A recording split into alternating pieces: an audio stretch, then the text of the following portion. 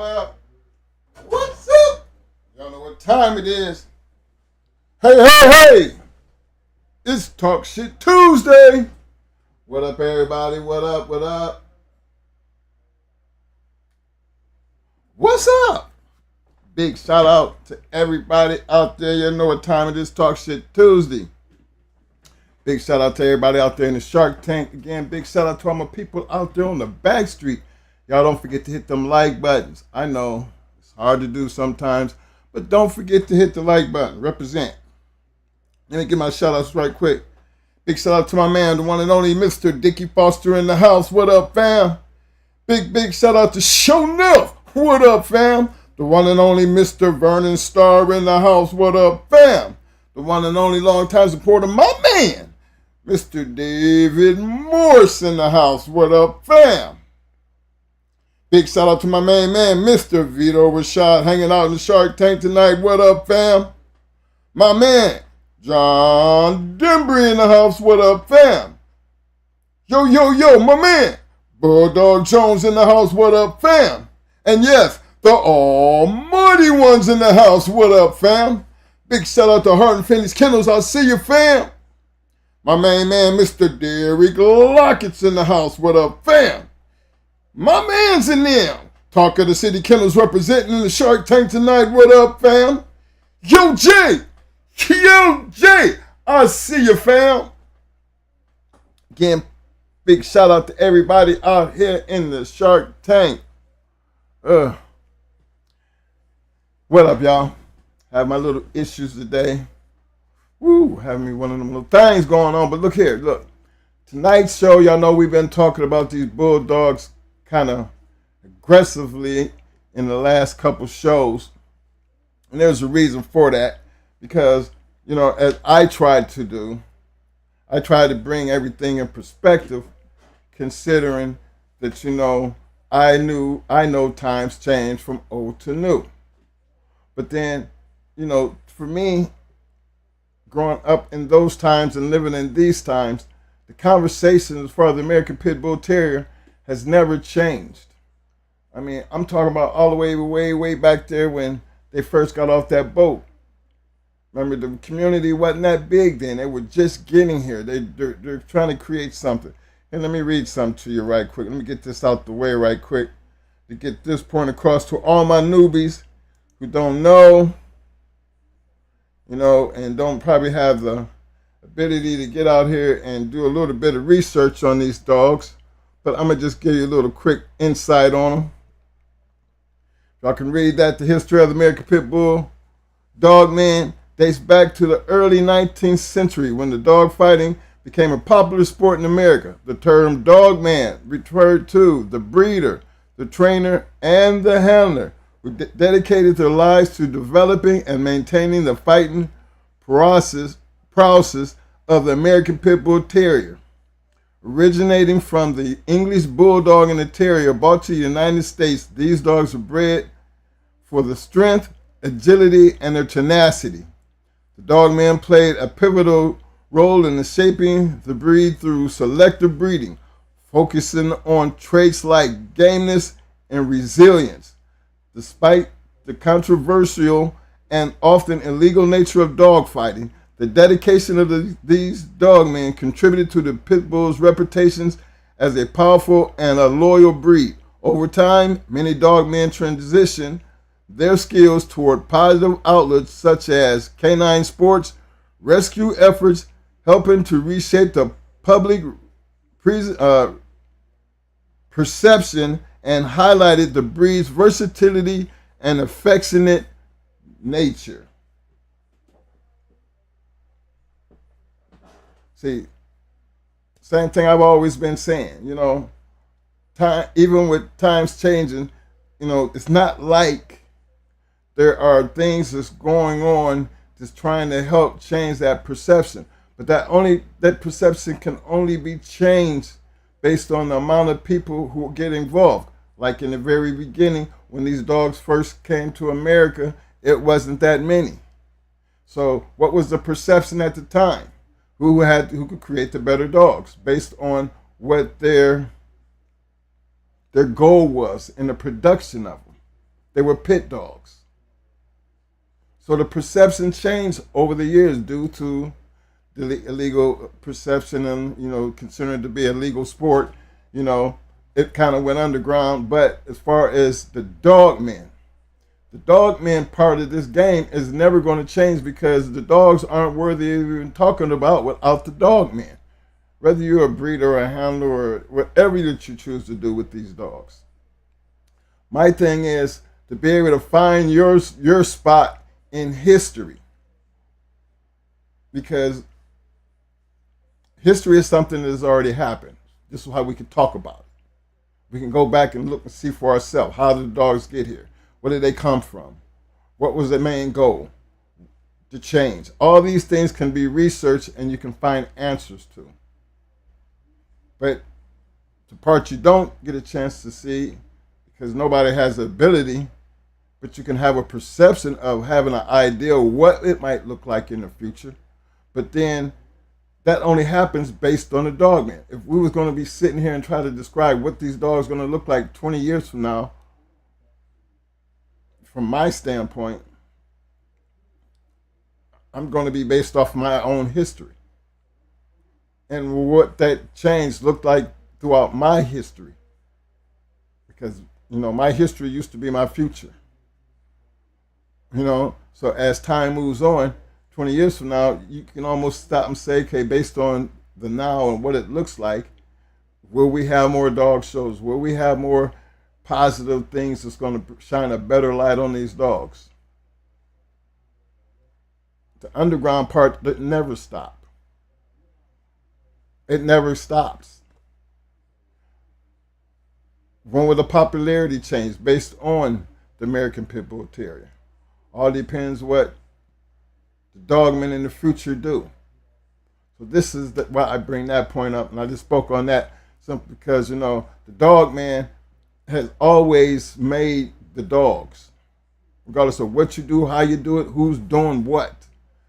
The quality of your business and how you're handling your business always going to have a big influence on what these dogs do moving into the future. Now, the other thing, I noticed, I don't know how many people out there are familiar with the Bolio dog, but I put a question out there. Who bred the best Bolio dogs? Now, for the ones who don't know, Indian Sonny had owned Bolio for a time period before Bolio was stolen from Indian Sonny and sold to Pat Patrick. And the reason I threw that question out there, because if you think about it, fellas, Indian Sonny had a different way of breeding Bolio compared to what Pat Patrick did. Now, we know Pat Patrick was considered a breeder. He sold a lot of dogs. So common sense would automatically tell you, in Pat Patrick's hands in selling of these dogs, he put a lot of those Bolio dogs out there. He actually, to me, was the one who made Bolio kind of famous. But Pat bred Bolio in a different way compared to what Sonny did. I think Pat was more on the Klaus Tombstone side, and Indian Sonny was more on the Eli Corvino way of breeding Bolio. Both ways wind up producing great dogs, either or. But you got to keep this part in mind. Considering, what if Indian Sonny had never lost Bolio? If he had never lost him, based on the way he was breeding Bolio at the time, and for the little time he did have him, in that short time period, he produced some great dogs. Let me see here. Let me see if I can name some of them here. I think he was behind. Let me see. Grand Champion Rowdy. A&M's champion, the Red Dog. And if you look into that, that Hollingsworth Dolly had a lot to do with that. And again, if you actually look even on what Patrick did, even with Buck, Buck had that that Zebo thrown in it. But if you just follow what Sonny had did, you know, it was Sonny's part to actually gave that kick to that Mayday Hollandworth shit. So look at it. Now when we throw the yellow buckshot stuff on top of that, remember, all we're doing is bringing over the same thing, but we're bringing the Klaus side and we're kicking in there with that Zebo. So now you got Eli, Cravino, Klaus, and Tombstone all in these dogs. That's why the yellow buck shit held its own. The Mayday shit held its own. But when you brought them together, you got a complete generation of continuous great dogs. You know, they had that same firepower. And I put that out there because I don't think, you know, when we talked about Bolio, and Mo spent, I think, 2 shows trying to get y'all to see something. You know, and I heard him say it a couple times. Look, y'all, they the same dogs. You know, he's showing you something. He's showing you, even in now, you know, the now as they keep doing it, how it's working and why it's been working. Remember, all they did, even with the Mayday shit, they just threw yellow in there, the red boy. Come on, if you go back and look at the red boy, come on, how much did it really change when you're already still dealing with the Eli? Mostly the Tudor shit. You know Maurice and Tudor were good friends. If you follow the history and how they did the things, remember, that was the history. But, of course, over the years, things changed. And I always wonder, just imagine if Indian Sonny had never lost Bolio. Based on that little short time that in the breedings that he did. Remember, Indian Sonny has, you know, he was behind that Jesse Rod's Grand Champion Midnight, I believe. And y'all, you know, go back and look at those dogs. And the Rowdy dog. Those great dogs. But he didn't have the opportunity that Patrick had. Because remember, Patrick was a breeder. This is how Pat got well known, because Pat bred the shit out of Bolio and Pat sold the shit out of him. My thing was on that story, God, you know, it wasn't no secret that Pat had Bolio. My thing was what was wrong with Sonny and going back and getting his dog? Considering you know where your dog was. Did he really steal a dog? I mean, there's so much behind that story, because I know that you got my shit, I'm coming to your house. Bottom line, it's going down. But you don't hear, you know, you heard who the thief was, because it tells you who sold Pat the dog. So anybody who sold Pat the dog, they would have had to get it to somebody. And you know how that shit worked. If I know his name, I'm going to start with his ass. You know? But my first thing is, I'm going to Pat's house to first go get my dog. And then I can take care of all the other bullshit when I work my way back. But first thing I'm finna do is get my shit. And then I'm going to work on the person who had the nerve to come and take my shit. But that's something that was done in history. And we still talk about these great dogs because you're still seeing the same type of breeding done with success to this day.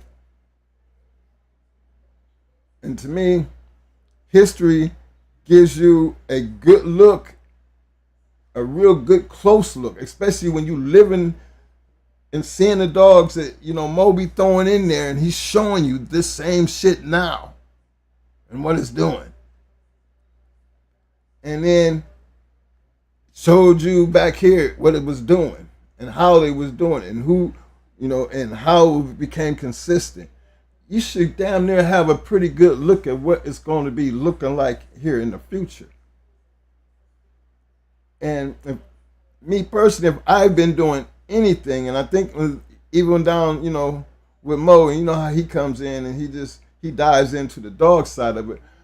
you know, my biggest push is, to me, I don't want to be a part of the controversy brings controversy and drama brings views. Never wanted to be a part of that. Now I will address some shit, but I will say, we'll say our part and we just, leave it alone. Because it's always going to be about the dogs in our case. Give a damn about anything else, because anything else outside of the dogs, talking ain't never solved shit. And I come from that world. If you think you all that, then you need to go ahead and grab your shit and stand over there, and I stand over here, and may the best man win. I live by that. Stand on that type of shit. That's what the dog game was all about. To me, that's what the street game was all about. You can talk all you damn want, but when it come down to, putting up and shut up, where you gonna be at? Because I'm coming, and I'm coming, I'm coming hard. But when you start looking at the game itself, I don't need controversy to deal and to get views. I ain't looking for dramas to get views. The biggest point we trying to get across over here is the preservation and the understanding of what it takes to maintain these dogs, not just in a productive light, but an understanding of why these dogs have been able to be so important to the pit bull community. And it takes more than just selling dogs. I mean, anybody can back a dog up to each other, but where is the quality at? I think I just told y'all. These dogs here were bred based on what? Gameness, resilience, versatility, the tenacity. I mean, this is early. I mean, I don't think from the 19th century when they started this, all the way, all these years to the now, that we kind of all must agree, whether we're a breeder, a trainer, or a handler, that the views of what we expect out of these dogs hasn't changed. It hasn't. Sure enough, we have some of the man biters out here. Bolio dogs are known to be some man biters. But to me, anything, based on the breeding process, you're capable of having them. We've had Eli dogs who are man biters. There's some Klaus dogs, Tombstone dogs, even nowadays, that are man biters. But my thing is, if y'all notice, not much in history has really changed. The same thing that they started way back in the 19th century when they started doing this is the same things that we expect nowadays, dealing with these dogs. So I believe that part of the game has not changed, and it will never change. My thing is, what does change? The names of the dogs and the people who are creating the dogs, the DOGMEN. And see, that's the difference, even when it comes down to whatever that you're doing. Whether you're trying to create canine sports or whatever you're doing, trying to bring the positive public perception to highlight the breed's versatility and affectionate nature to the public. Remember, these dogs have always been able to be all the things I've talked about. But we can't get away from the purpose when they first started doing this back in the 19th century. So they bred a fighting animal, but an animal that had the ability to change and able to do different things. So I throw that in there because, again, there's no such thing as knocking what people do with these dogs. To me, that's that drama or creating controversy. I mean, my thing is, I'm always go back to what was the purpose or why they were brought into the country and what they were bred for. If the dog fighting hadn't have been an issue, would we even be trying to worry about public perception? No. But because of the public perception, which led to dog fighting being illegal, there's nothing wrong with people trying to change and show a better way. But then, again, you're never going to change the purpose or why they were brought here. And I stand on that. Everything else about keeping them affectionate and showing them how smart and agile they can be and being able to take advantage with that tenacity to climb up a wall or go buck crazy on a treadmill or weight pulling, all that is just based on the person, the dog man. That right there. You can't change history by talking. You're not going to change the perception by talking, creating controversy.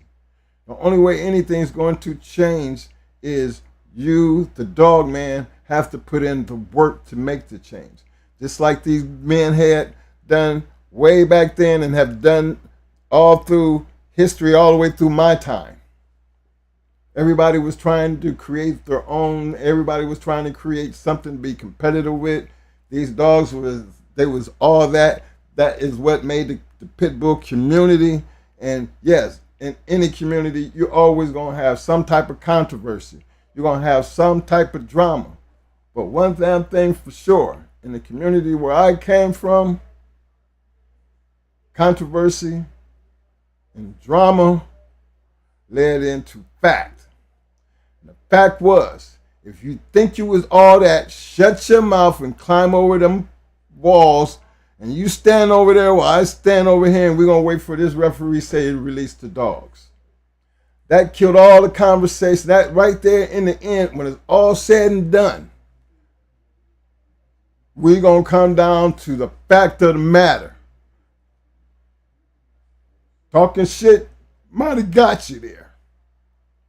But talking shit is not going to save you for the outcome of what's fixing to happen.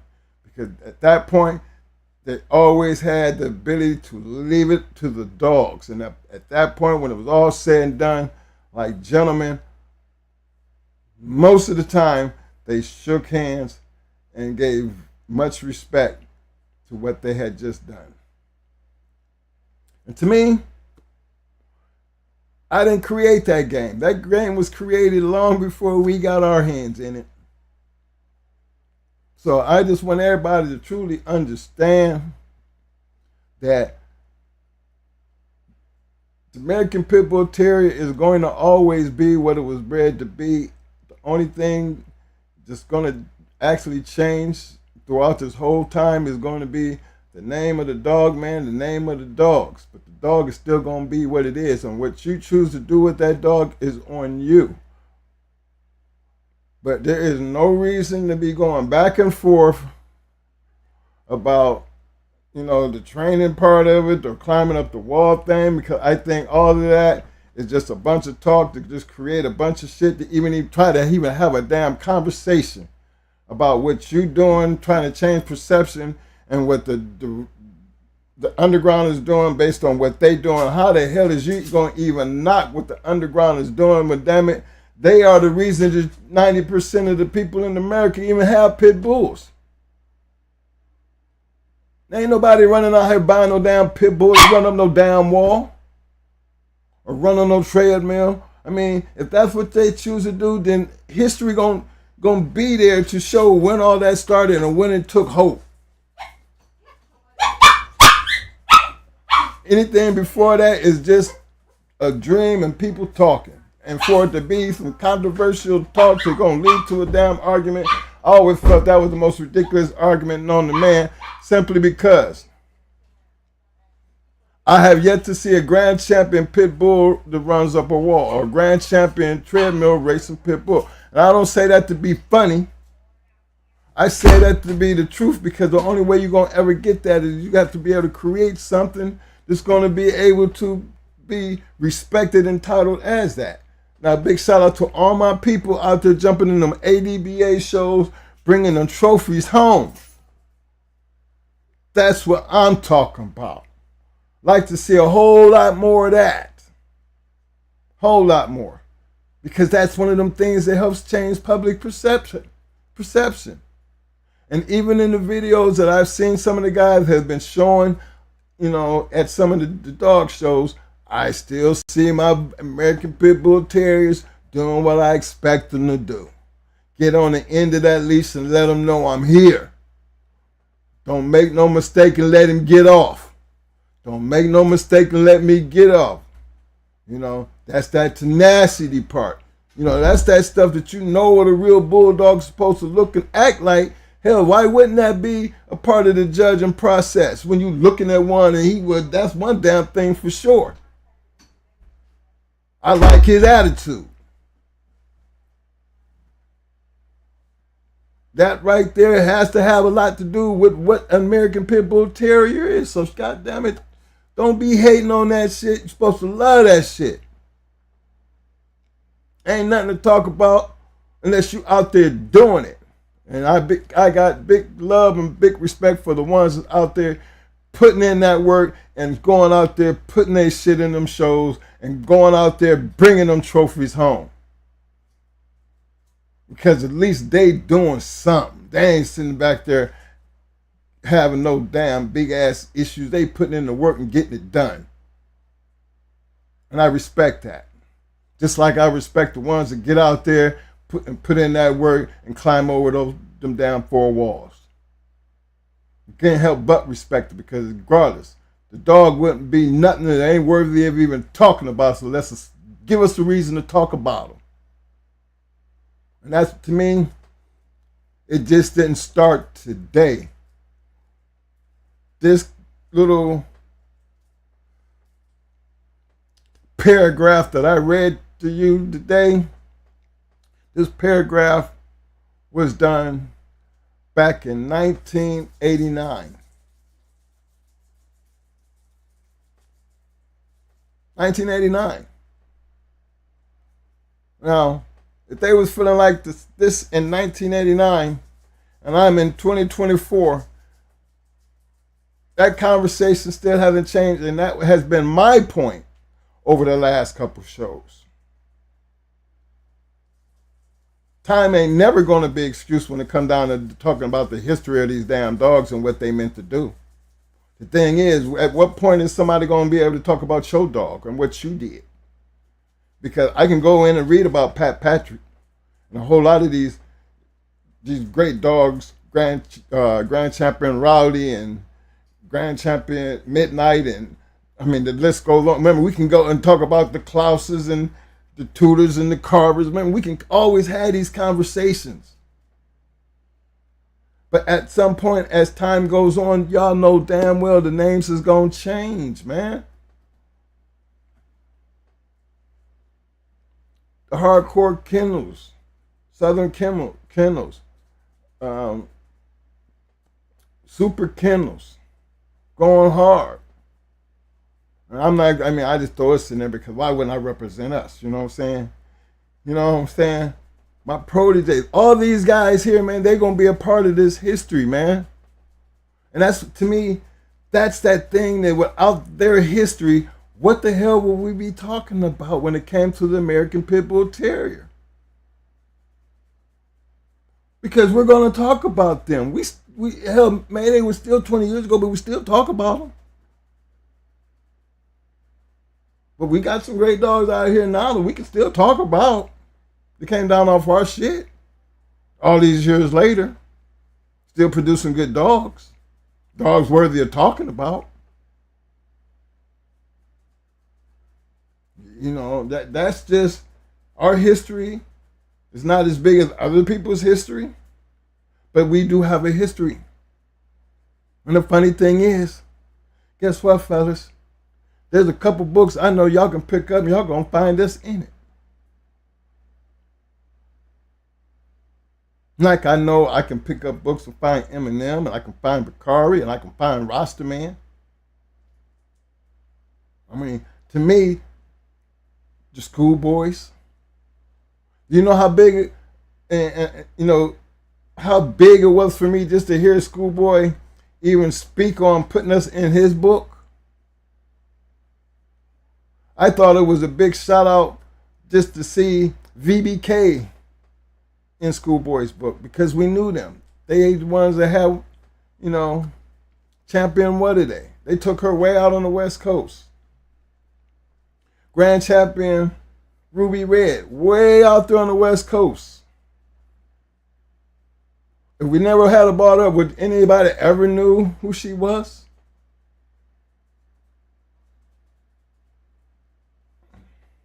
See, those are the things that if we don't talk about it, you would never know. See, we would never want to see history lost. This is why we do the videos.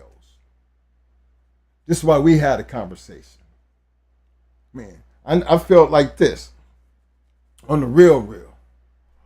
Y'all see how we deal with controversial bullshit. You know, that's why I wear my Marine hat today. Because I'm in one of them kind of moods today. You know what I mean? I'm in one of them kind of moods where I'm trying to get a point across. And I ain't taking no shots at nobody. But also trying to stand 10 toes down on, you know, when I sit behind this damn camera, you know, I don't sit behind this camera to create no controversy or to create no damn drama. But I'm going to keep what I call our truth the way it is. And I'll stand on that and be ready to fight about it. But just to say, I could be one of the biggest assholes on YouTube. And by the time me and my brother got done, I know we would have over 10,000 some fucking views because I know how to go the fuck off. I mean, to the maximum. At my age and my real attitude, talking shit ain't never been my thing. But one damn thing I know I could definitely do with my mouth. I'll make you want to show up at my house. Or I'll make you scared enough that you don't even want to live in yours. You know what I'm saying? Because that's what controversy and talk do. Because that shit leads to a whole bunch of shit. And you don't never know who gonna actually pull up, you know what I mean, and take that shit to heart and pull up on your ass. See, that's what that kind of shit bring. You know, and I always looked at that as like it's something that I never wanted to be a part of because, you know, me being an ex-Marine, I'm not trying to go to jail for nobody. So I'm not even looking to get out here trying to put myself in a position to be talking a bunch of shit. And that's all I'm doing is talking a bunch of shit. I prefer not to say anything. And let, you know, and just let it all go. But I want them to always worry about, I wonder how they took that. Because I'm like, that's that motherfucker I am. And right now, these dogs ain't never had me get to a point where I ever would have to worry about giving up my freedom or taking somebody's life based on a fucking dog. It's kind of ridiculous to me. So, one thing the internet has showed me, it's a whole new world of people out there just talking shit, doing a whole lot of shit. But one thing I've also seen on this same old world, I've seen a couple people out there who was talking that shit. And, you know, that shit led up to them, you know, losing their lives. And I'll be wondering, now, was that really worth it? I mean, can you believe that we actually live in a world that where people, that words take you to that point that you got to go kill somebody and give up the rest of your whole entire life? A life for a life because of something they said. Maybe I'm at the age that I look back on that. Remember, it didn't take that much for me to kill people in the service. Not when the government was teaching me. I'm an ex-Marine. I'm a sniper. So I get the chance to look at, I get a chance to see the damage I'm doing. I could see. That's what I loved about it. I know I could shoot and hit my target and see what I did to him. Split him, bang, shoulder gone, bam. But see, I never got a chance to be in wartime because in my time period, the thing that made me get out of the whole damn thing was the Beirut issue. They blew up all the Marines and we did not go to war. And I felt like if we were going to go to war at any time, that should have been then. And we did not go to war. That pissed me off because I lost a lot of my friends. Actually, might have been the reason I turned out a little bit crazy because I never got over that. I always resented that, and I always felt like if you do something to me, trust me, I'm gonna fuck you up. I'm gonna fuck you up in a bad, bad way. Because I know what that shit felt like. I always think of my brother and my mother and my sisters and brothers. What if I had died over there? Like the rest of my friends. And didn't nobody do shit. Is that all that meant? Well, I always took it. My life was always going to be more than that. So if I was willing to do, my boys was willing to die for their country like that and the country treated them like that, well, I'm going to be different because I'm going to do this for myself. You do something to me, I'm going to do something really bad to you and everything and everybody around you. Why am I like that? Because I was trained to be like that. If I could use it for that country, for my country, I can use it for my damn self and my family. A lot of people might hate on that. But a lot of people ain't lived the life I live. A lot of people don't know what it is to be in the military and understand what it is to lose somebody out there. And the rest of the country back here arguing about all the dumb shit, but ain't nobody arguing for them putting their lives on the line and how they being treated. I seen a story on Facebook today about she was a black mom and her son, sergeant, I'm not going to say his name, but he was a sergeant in the Marine Corps. He got killed. And she didn't have enough money to make it to his funeral, so they were going to put his ashes in a box and mail them to her. And some white bikers heard this story, and they went and collected his remains. And I mean, they drove a whole lot of miles, a bunch of bikers, white bikers. So this is what I mean by color don't matter. Not all of them was military, but they heard the story and they believed that lady should not have to worry, she shouldn't have to go through that. They went and got her son's ashes and drove halfway around the country to go get the ashes, and then halfway across the country to bring her son her ashes. And how they did it, all the bikers from each state would meet up at the border of each state, do a ceremony as they pass these ashes off to other bikers. And they did that all the way to that woman's house. Come on, man.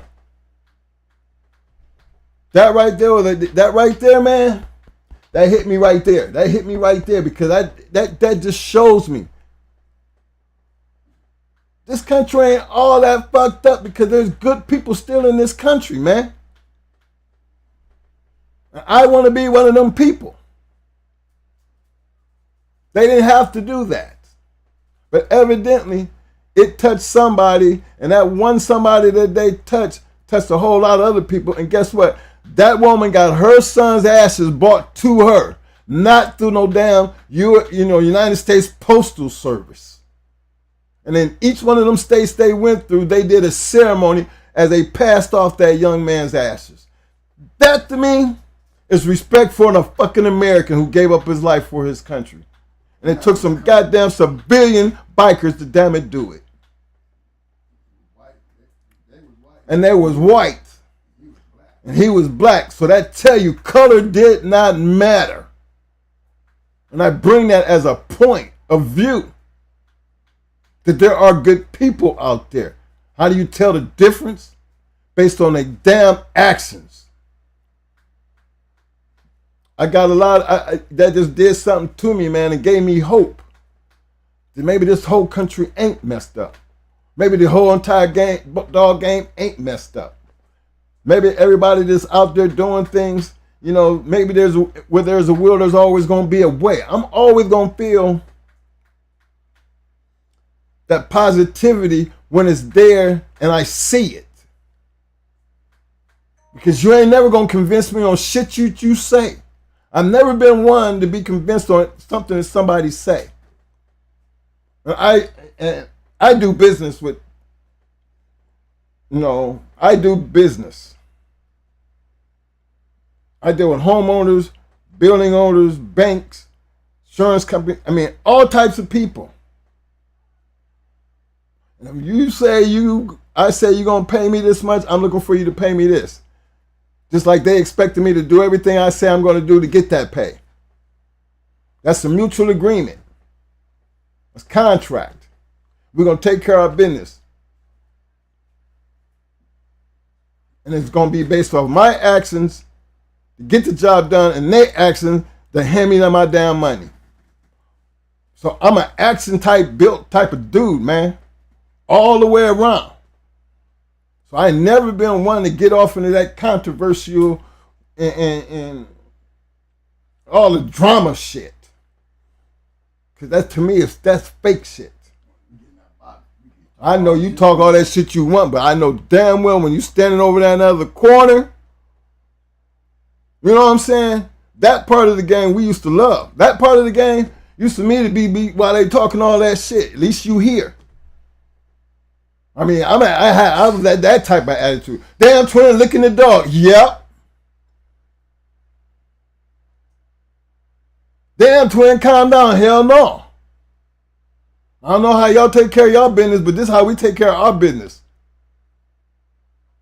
And I ain't gonna let you dictate to me how we gonna do this. The same thing I'm demanding that you do, you can demand of me. But this is how we gonna do this. So I ain't got to sit back and worry about who rubbed this. Mike didn't check the dog, or nobody was at the scale, or I mean, all the dumb shit that came with the game is due to let people not being able to take care of their damn business. Once some dog got over into that box, it was on the dogs any damn way. All them excuses that come after the fact, regardless of how it happened, them just excuses for your loss. Why don't you just accept it for what it was? And if somebody didn't do what they were supposed to do, whether it was a keep, the man that was handling, all of them is excuses after the fact. And the fact is you got your ass whooped. Bottom line. You know? If I get my ass whooped, I just got my ass whooped by a better dog. And we're going to leave it like that. Most of the time I can sit there and I'm pretty sure Mo would tell you. Out of the times that we lost, he can almost tell you the mistakes that was made, and we're never going to find him blaming it on the other person. It's always going to be due to some dumb shit that we did. And that's the reality of doing something regardless of what it is. Take care of your business. As long as you're taking care of your business, you can and get out there and get into these dog shows. Get out there, get together and create some of this shit that's going to reshape the public perception of the American Pitbull Terrier. That's all good and fine. But don't sit back and just talk shit and then think you're going to kick the ones that's, just doing what history has done since these motherfuckers came over into this country. Now all of a sudden you want to kick them under the damn bus, but at least, you can't change that. That's the history. That's why, come on. These dogs didn't come here to run up no walls and run on no damn treadmills. That's not why they bred them. So how the hell is you going to be walking around an American Pitbull Terrier and then be trying to kick that part of the game under the bus? Shows me just how green you are to the game. Because regardless of whatever that you do, you're never going to change the purpose of the American Pitbull Terrier. The dog is a breed of dog that was bred for a damn it purpose. Not taken away from all the other things that this dog has in them. that you can take advantage of. Like the DOGMEN's transition their skills toward positive outlets such as canine sports, rescue efforts, helping to reshape the public perception and to highlight the breed's versatility and affectionate nature. That's just another part of the dog. That's not something that we had to breed into them, right now. How about maybe that's the part of them that has always been in them? It is very, very seldom do you find a pit bull that's a people biter, a Zebo type damn dog. Very seldom. And I've had pit bulls around the house. But see, I got some of this bullshit over here. Got some of that Zebo, that Boleo Mayday, red boy, yellow shit in it. And she crazy as hell. And if you talk about them Boleo dogs, remember? Boleo dog, he was such a crazy ass dog that he would be so hyped up that he would be even trying to bite his handler, trying to get off, let me go, let me go. That's a Boleo dog. If anybody know anything about Boleo dogs, that was who he was. Mayday was like that. Brat was like that. Pretty Mama, she's a red boy dog. She was like that. Some of these dogs are so high intense that they want to get loose. They do. Come on now. That's just a part of who they are. But you can put them in a whole different environment. They'd be the sweetest things in the world. That's what I call understanding the breed. That doesn't matter whether you are a breeder, a trainer, or a handler. Don't matter. The understanding of the breed and your knowledge of the breed will always, over the years and experience, make you a better dog man. When I speak through this camera, I'm speaking to not just my old school men, because they know this already. I'm talking to the ones who don't know. Or the ones who are being entertained just because they get a chance to hear it come from somebody who know. See, this is why the histories is so always going to be important to me. This is why I always say get the books. Go out and buy Schoolboy's books. Go out and buy Fat Bill's books. Go out and buy a couple journals. Go out and get all your information, because I can almost bet you that every good dog man that I know have had these books as references, whether it be for reference of knowledge or just entertainment. Just having them is always going to make you a better dog man. I'm a believer in that, always have believed in that, and I will keep pushing that out there because I know these books are out there, and I think everybody should take advantage of them, because if you don't have them, you should. Because I don't see anything illegal about having a damn book. Having a book don't make you no dog fighter. Having a treadmill does not make you no dog fighter. Yeah, the book and a treadmill and a brake stick and a braking stick don't make you no dog fighter. So I'm always looking at don't be scared, because maybe this game ain't meant for everybody, but for all the ones who are really trying to do the right thing by it, whether you are trying to reshape the public perception, to highlight the breed's versatility and affectionate nature. You know what I'm saying? You got to be ready to put in some work to get that done. Talking ain't never got nothing done. That's what I'm trying to tell you when it comes to controversy, the sales, drama sales. Think about all of that drama and all that controversy that led to somebody being killed over something somebody say. That shit ain't never made sense to me. Never will. Never. I think personal attacks on people's families, I think that would get somebody killed.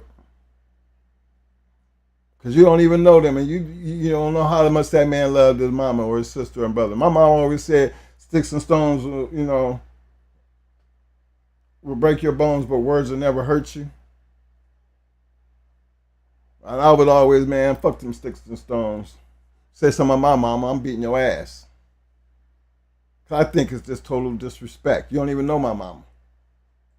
There's a difference talking about me, but you talk about my mama, you deserve to have your ass kicked. Because I know you a person that's just talking shit. And anybody that just talks shit, that means they ain't about shit. They ain't really about that life. And that's just the way I be feeling about anybody who sits back and talk a bunch of shit. Because that's how I look at you. You ain't about that real life. Because I'm not going to go back and forth with you. I'm going to be that one to be worried about that time, like you said, when he showed up, I was like, damn. Yeah, you talked all that shit. I don't hear that shit now. Now what? I ain't got nothing to say. I'm going to tell you now, you might as well dig in your ass. Yep, because I'm here, you're going to have to pay a little extra. Trip fee. And if that ruined the damn relationship, then so goddamn be it. But I ain't never been for one listening to a bunch of shit. I just think, before we get into that, I'm out of very, we're on the way out anyway. So I always thought just do a video of all the drama and all the things and how we used to do shit, all the drama that came with it. And we have always been the same guys. Same guys. For all the haters and all the ones, oh, they don't know shit, don't know nothing, and all that other shit. Just to throw all that shit together. Just to show you what it sounds like, but just sum it all up. I can guarantee you, we handled every last one of them the exact same way. Never changed who we were. Because over here, we're talking about bulldogs. You can call me all kinds of names. Y'all know me personally. And I've always said that. For those who don't know, you just don't really know who you're fucking with. That's all. And I'm going to just take your ignorance as for what that is. A person that talks shit. And y'all know when I tell you in front of this camera how I feel about people who talk shit. They ain't about shit. They really ain't about that life. And I be really meaning that. Because this bulldog game wasn't built on people just talking shit. If you did talk shit and you climbed over inside that box, you was about that shit. Because at least you showed up to show out.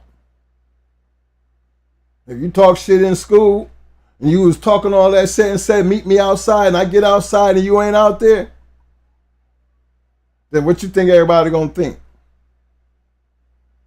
I'm gonna be there.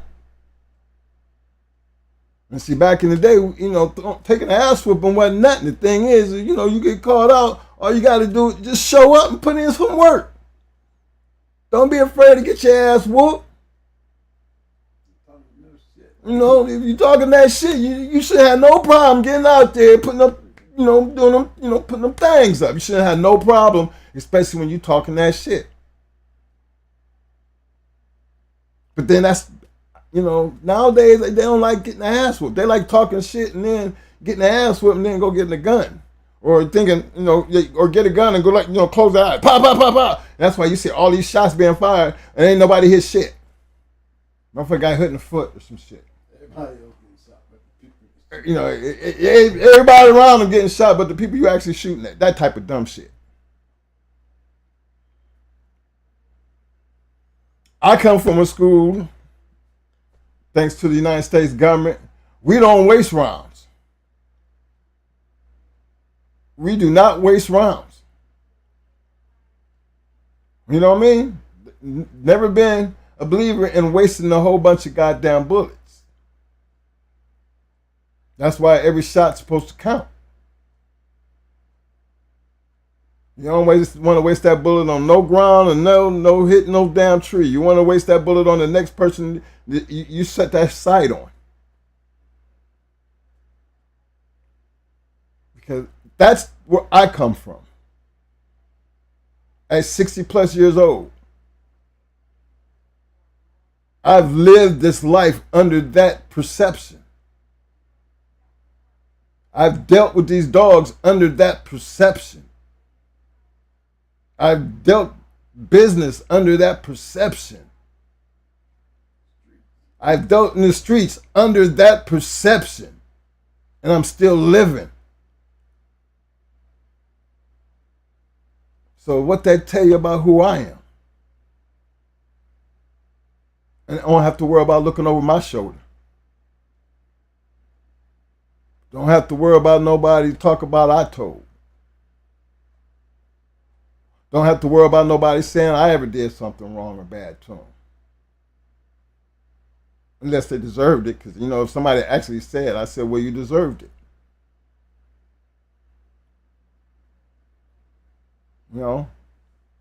That's just part of the stuff to come with it. I don't even get into telling what you did. Because there should be enough out there already for me to even have a story to tell. I would think you would have told them that. Some of them do. And be thankful. Because the reality was he could have killed me. But he didn't. I just didn't mess with him no more. And that's cool too. But this is how this bulldog game and everything that works in this game. My thing is understanding the dog man. The dog man is what makes the game. Regardless of who bred the dog, what the dog name is, who handled what, the dog don't mean nothing without the dog man. That's why I brought up the Indian Sunny and the Pat Patrick with the Bolio dog. Think about what Indian Sunny could have been able to do with that dog based on his breeding program. Considering for a little bit of time that he had him, that Eli Corvino shit, it did work. He just didn't have the access and that had a dog long enough to do what Pat Patrick did. And Pat Patrick is the main reason we can even talk about Bolio, because he bred the shit out of him and sold the shit out of him. History gonna show you and tell you that. But for the little bit that Indian Sunny did have out there compared to how much Pat Patrick put out there, for this little bit that he did with that Eli Corvino shit, damn it, we still talk about that even today when you start talking about that Hollowworth bullshit. The fact is, for what little bit it was, that shit still produced. And if you go back to say what's the most famous dog that Pat Patrick actually did have coming off of Bolio, you got to say Buck, but you got to go back down there and say what made Buck so much better. You're going to go back and you're going to see that Zebo. Everybody say it. The Zebo. All that other clout shit without that Zebo wasn't nowhere near as hard as that damn Eli Corvino shit. But that's people's have different opinions. That's why I put it out there. But how many people really understand and knew the story? That's my point. Understanding the history, understanding great dog men and great dogs, and seeing the different ways things were done, not to knock them, but to let history show you that you can go back and see for yourself. My brother has been sitting here in 2 shows trying to show y'all that same thing, and I don't think people catch on to it. He's going way back, and he's even showing you the now in some of these dogs. Just showing you it does work. Has and always will. Why? First of all, we got to understand they got to be in the right person's hands. He didn't be sitting here talking about. You know how Mo is. He's not going to show nothing but champions and grand champions. That's the bottom line. You don't give a fuck how you breed this shit. If the shit ain't showing shit, then what's the purpose of even showing it? You know that's how that work over here. My thing is to keep driving it home, beating y'all upside the head with it till that bell go off in your head like ding. Because in order for you to really know what you're talking about, you better able to have something to show for what you're talking about. Anybody can sit down and talk dog. Everybody can't be a goddamn dog man worthy to be talked about. I'm going to turn this over to Mo. Appreciate y'all sitting there listening. Hey, don't forget to hit them like buttons and keep on showing your love.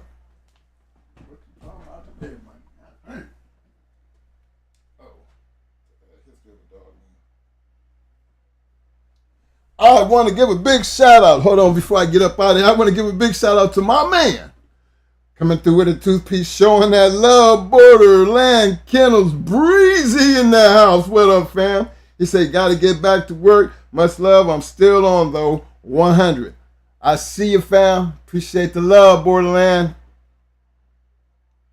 Then I will go back down here and go through the list of everybody out here.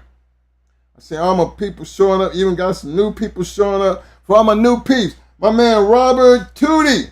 I see you, fam. Welcome to the Shark Tank, sir. Hey, and don't forget to hit that subscribe button. Don't forget to hit that like button. And to the new viewer out there in the Shark Tank, my man Robert Tootie. Shark, show him some love, baby. Look, y'all, I'm going to let Mo go ahead and get started because I know y'all are tired of hearing my mouth. But I'm going to run down this list of all my people in the Shark Tank. Once he gets started, get a break in there, I'm going to shout out to you. Thanks for showing up, fellas. Do I need my computer and all that? Mine's sitting there. What are we talking about? What are we doing here? All right. I went in on the, what's up, fellas? Ladies and gents, doggers and dogettes. So what my poll's looking like right now. Okay. Mike going to tally up the poll before I get started. Okay. The poll question tonight is, who bred the better dogs off of Bolio? I have 77 voters so far. I have 79% for Pat Patrick, 21% for my man Indian Sonny. That's about right. Yeah.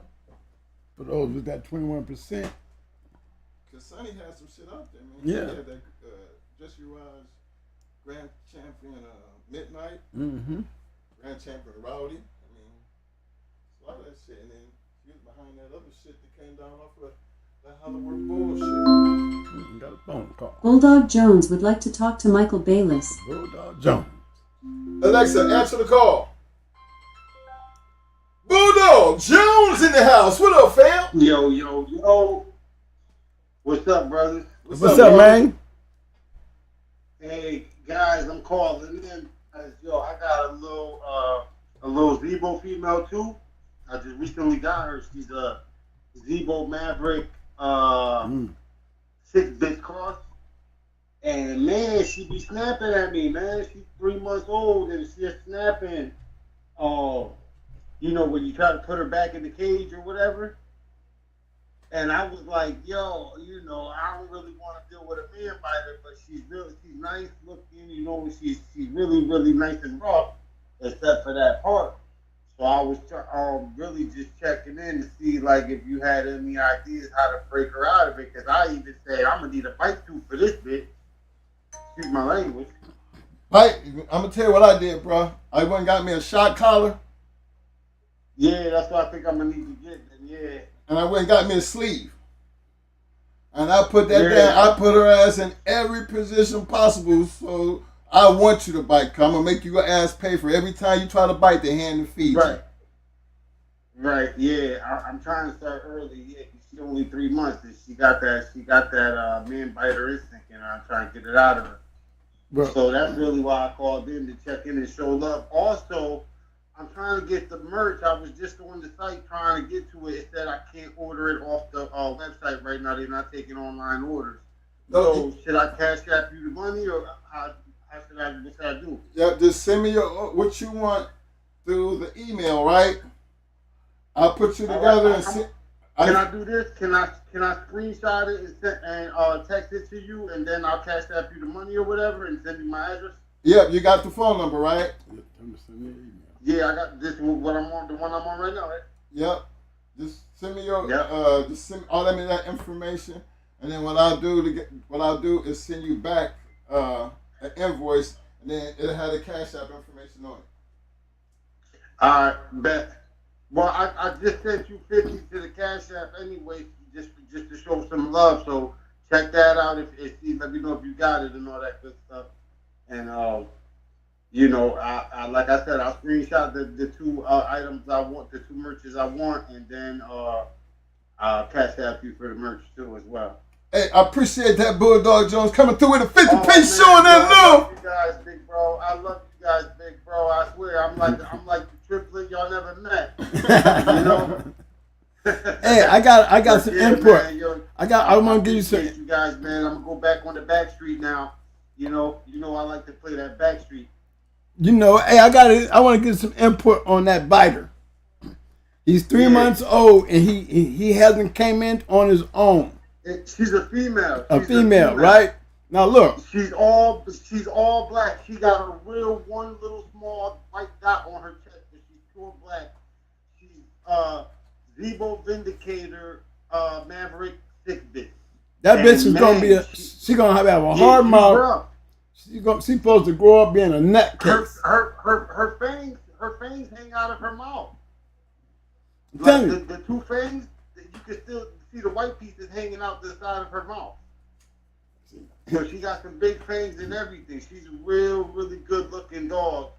You know, but like I said, man, this is what I would do. This is what I would do. I would preserve. Yeah. I would do everything in my power to preserve her nuttiness. What I mean by that, letting her develop it. This is what I would do. First of all, the obedient part of handling her is what you want to get under control. And this is what I would do. I would get one of them toys. You know, one of them toys that you see us playing with, the tug toy. Right. You know, start handling your dog with the tug toy. Give her that toy right there to shake up and put all her aggression into. Okay. Let her blow all that out. Okay. Give her all the encouragement. It's the most important thing you don't do while you're doing this. Never put your face in front of her face. Okay. You know what I'm saying? Right. Yeah. Do everything from behind. Competition with you, right? Right. Do everything from behind her and maybe at the side of her, but never directly in her face. So when you sending her in on that toy, right? You should never be face to face with that young dog right now. Yeah. I try to stay above her. And one time when I was living in Florida, right, I had a dog off of Champion Cooper, and he was acting a little aggressive. And this old school dude told me, "Listen, you know what you do?" He said, "When next time you take him out, you piss on his head." He told me, he said, "Piss on his head, and you know you piss on him and let him know you dominate." And I'm not gonna lie, that trick did work. I did. One day I walked the dog, right, and I had to take a piss, and I pissed right on his head, like, motherfucker. Excuse my language, yo. Oh, go ahead. I'm sorry, YouTube. I apologize. But yeah, I definitely pissed on the dog's head, like he told me to. So I might even try that with her too. Well, I handle mine. You know, I mean, to me, my Malinois act the same way. They act just like pit bulls. Okay, this is you have to direct that explosion. You know what I'm saying? And it's all in how you handle it. Mo, not to cut you off. Go ahead. She's hard-headed in a sense where, like, okay, today I try to do a little jog with her, and that's right there where it started. She tried to pull back like she ain't want to do nothing, and I'm trying to encourage her, and then basically she starts snapping. I said, yo, what the heck? You know what I'm saying? And like I told you, I was just in Florida. I didn't get to see you guys, so my boy was pet sitting for me, and he told me, like, yo, she be snapping. I said, really? And when I got back, she started doing it again. So I'm going to definitely take heed to what you said, though, Mo, man. I'm going to, like you said, let her get the aggression out in another way, and make sure that I maintain that above level, and I'm not gonna put my face in her face and all of that. Right, but you want to handle her. What you want to do is you want to say the dog is getting all excited into that toy, right? Yeah. And if you go to grab it from her, she'd be ready to grab and snap on your ass, right? But see, this is what you do. You lock up behind the back of her head. You teach her how to let that damn toy go while she's young. Okay. You understand? You got to show alpha. You got to show to take control of the alpha. You got to be able to take it from her, drop it right down in front of her. Instead of letting her go, let her act crazy. But while she's acting crazy, you maintain control, because every time she snap at you to get you to cut her loose, right? You drop one right above that nose, right there on that nostril drop, because you got her in, you got a grip on her, right? And you're holding her, and she's wanting to get down there, but she's snapping at the handles trying to hold her. She's trying to get loose. When she starts that snapping, just slap across that nose hard as you can. And then when you slap across it, focus her right back in on that toy. Yeah. You see what I'm saying? You focus her right back on that toy, because what you're trying to teach her is, I'm directing you to what you need to be biting at. Right. Anything outside of this is not going to be tolerated. Right. Right. When I'm handling you, you're going to act like you got some sense, because you are not the alpha. I am. Right. And you have to do that with your dog. When you go to put her in her cage and she want to act crazy, don't throw her in her cage. Hold on. Before you go in the cage, we're going to fix this shit. Before I put her in the cage, she going to act like she understand that you're going to be glad to get in the cage when I get done with you. Because we're going to eliminate this trying to fight me shit. Hold on. You want to act like you want to go in the cage. Well, I'm going to straighten your ass out. And what you do is you get you a leash, a choke chain, put it on her ass. And when she start acting like she don't want to get up in the cage and she want to act crazy, pull that chain up as tight as you can around her motherfucking neck and lift her off her feet. Yep. I heard you. And pull her up. Pull her up. Basically, let her get the fear of God. Right. Well, because it's not going to be no fight. This is not a fight you can win. So you need to stop this behavior. Right. You know, it's like the cub. Because it's a pack animal, so you gotta let them get still. And like you said, like we know those Zebo dogs come with that little trait too. Yes. You know what I'm saying? And those Eli dogs. So she's a mix of both. So she definitely got it. And I like her. I really just want to use her for brood stock. If she do any accomplishments, that's cool. But really, I just want to incorporate that Zebo blood and throw something nice on top of her. At an age, and then start from there. Little by little. Yeah, but you want to make sure that you got her, even as a brood bitch. You still want to make sure that this dog don't bring you trouble. Right. You know what I'm saying? Because in the world of a dog, a pit bull, it's all on how you raise her to make sure that she cannot cause you and I'm a single trouble. Father. I got my daughter. My daughter's 8.5 years old. So. But, I trained my daughter, too, like, for real. I let her know the truth about, what type of dog this is and the dangers and so on and so forth and why she, and I let her know, you got to have you a little something just in case you got to handle whatever. So she knows, you know what I'm saying, as far as that. But still, you never could be too safe. Well, that dog is young enough that you can make that dog safe. See, you're not a dog trainer. But it would be wise for you to learn dog training techniques on dealing with dogs and their reaction. I'm about to YouTube it up, and I'm gonna buy the suit and the shock collar and all that as well. Like Mike said, I'm definitely gonna invest in the tools as well. Right. Because it seems like this dog is gonna, she's gonna need a lot of training. And, right, and if you're not, your purpose is not right. Your purpose is not the purpose of my purpose. Okay. My purpose is back here in the time in my time. So I'm gonna take it like this dog is back here in my time. You know what I'm saying? You know what, Mo?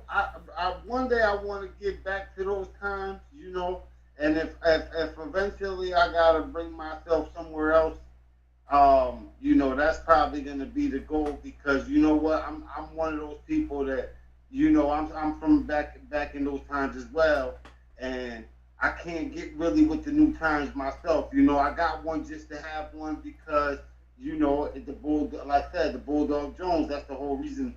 See what I'm saying? Because I got the daggone Jones for these Bulldogs, so I keep one on deck at least. Well, you sound like you got a real nice one.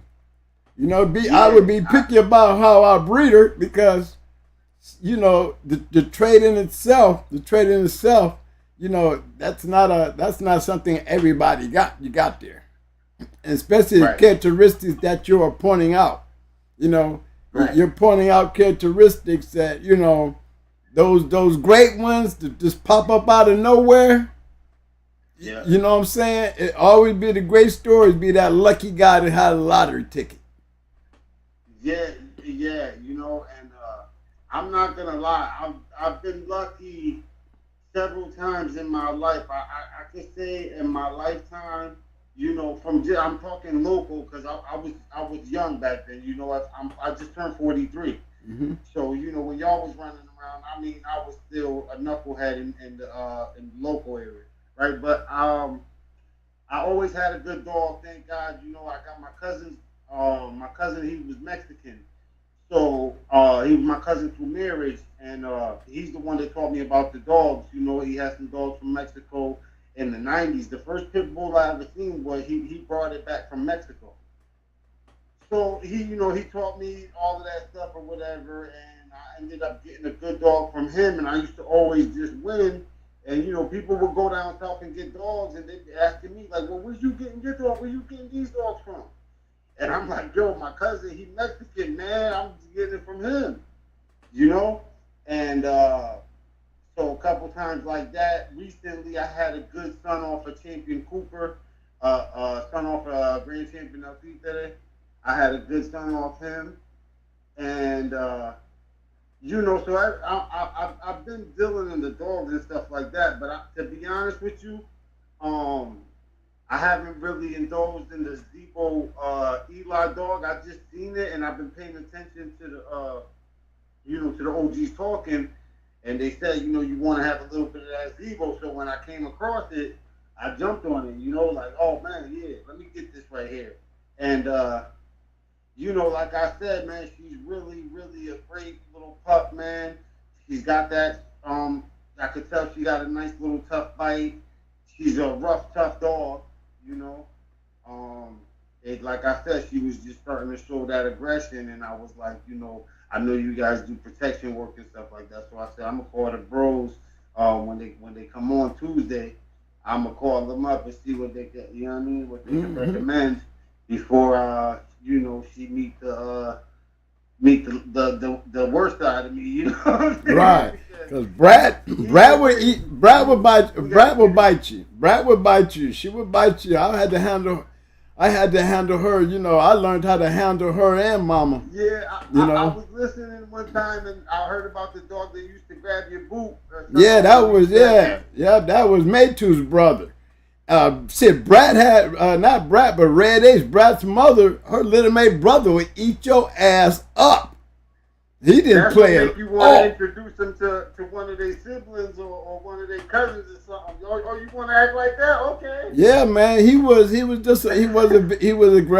aggressive dog. I'm talking about Red Ace little mate brother was aggressive, and he had that Zebo in him. He was definitely one that you had to watch out for. You know what I'm saying? Yeah. And really, in the end, what happened was, the guy that took him, because he was aggressive, that I let have him. Well, he got sick, and just before when he died, he told his wife to make sure that you call Twin to get that dog back, because I told him that I would never get rid of the dog.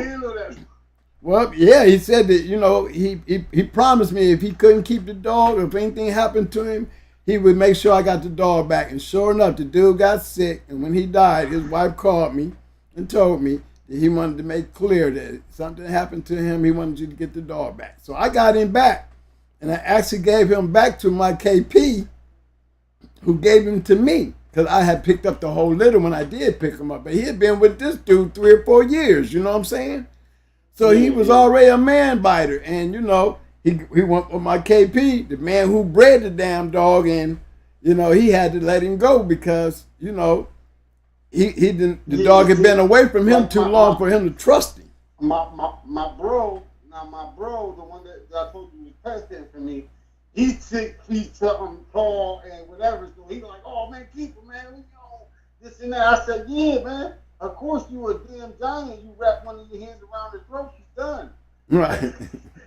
So he don't feel no threat. His hands is the size of freaking, you know, damn monster hands and stuff. So I'm like, yeah, you know, you feel like that because whatever. But like I said, yeah, I'm gonna do that mode though, you know. Right. I'm gonna put her attention to something else, and I'm gonna make sure she knows either way.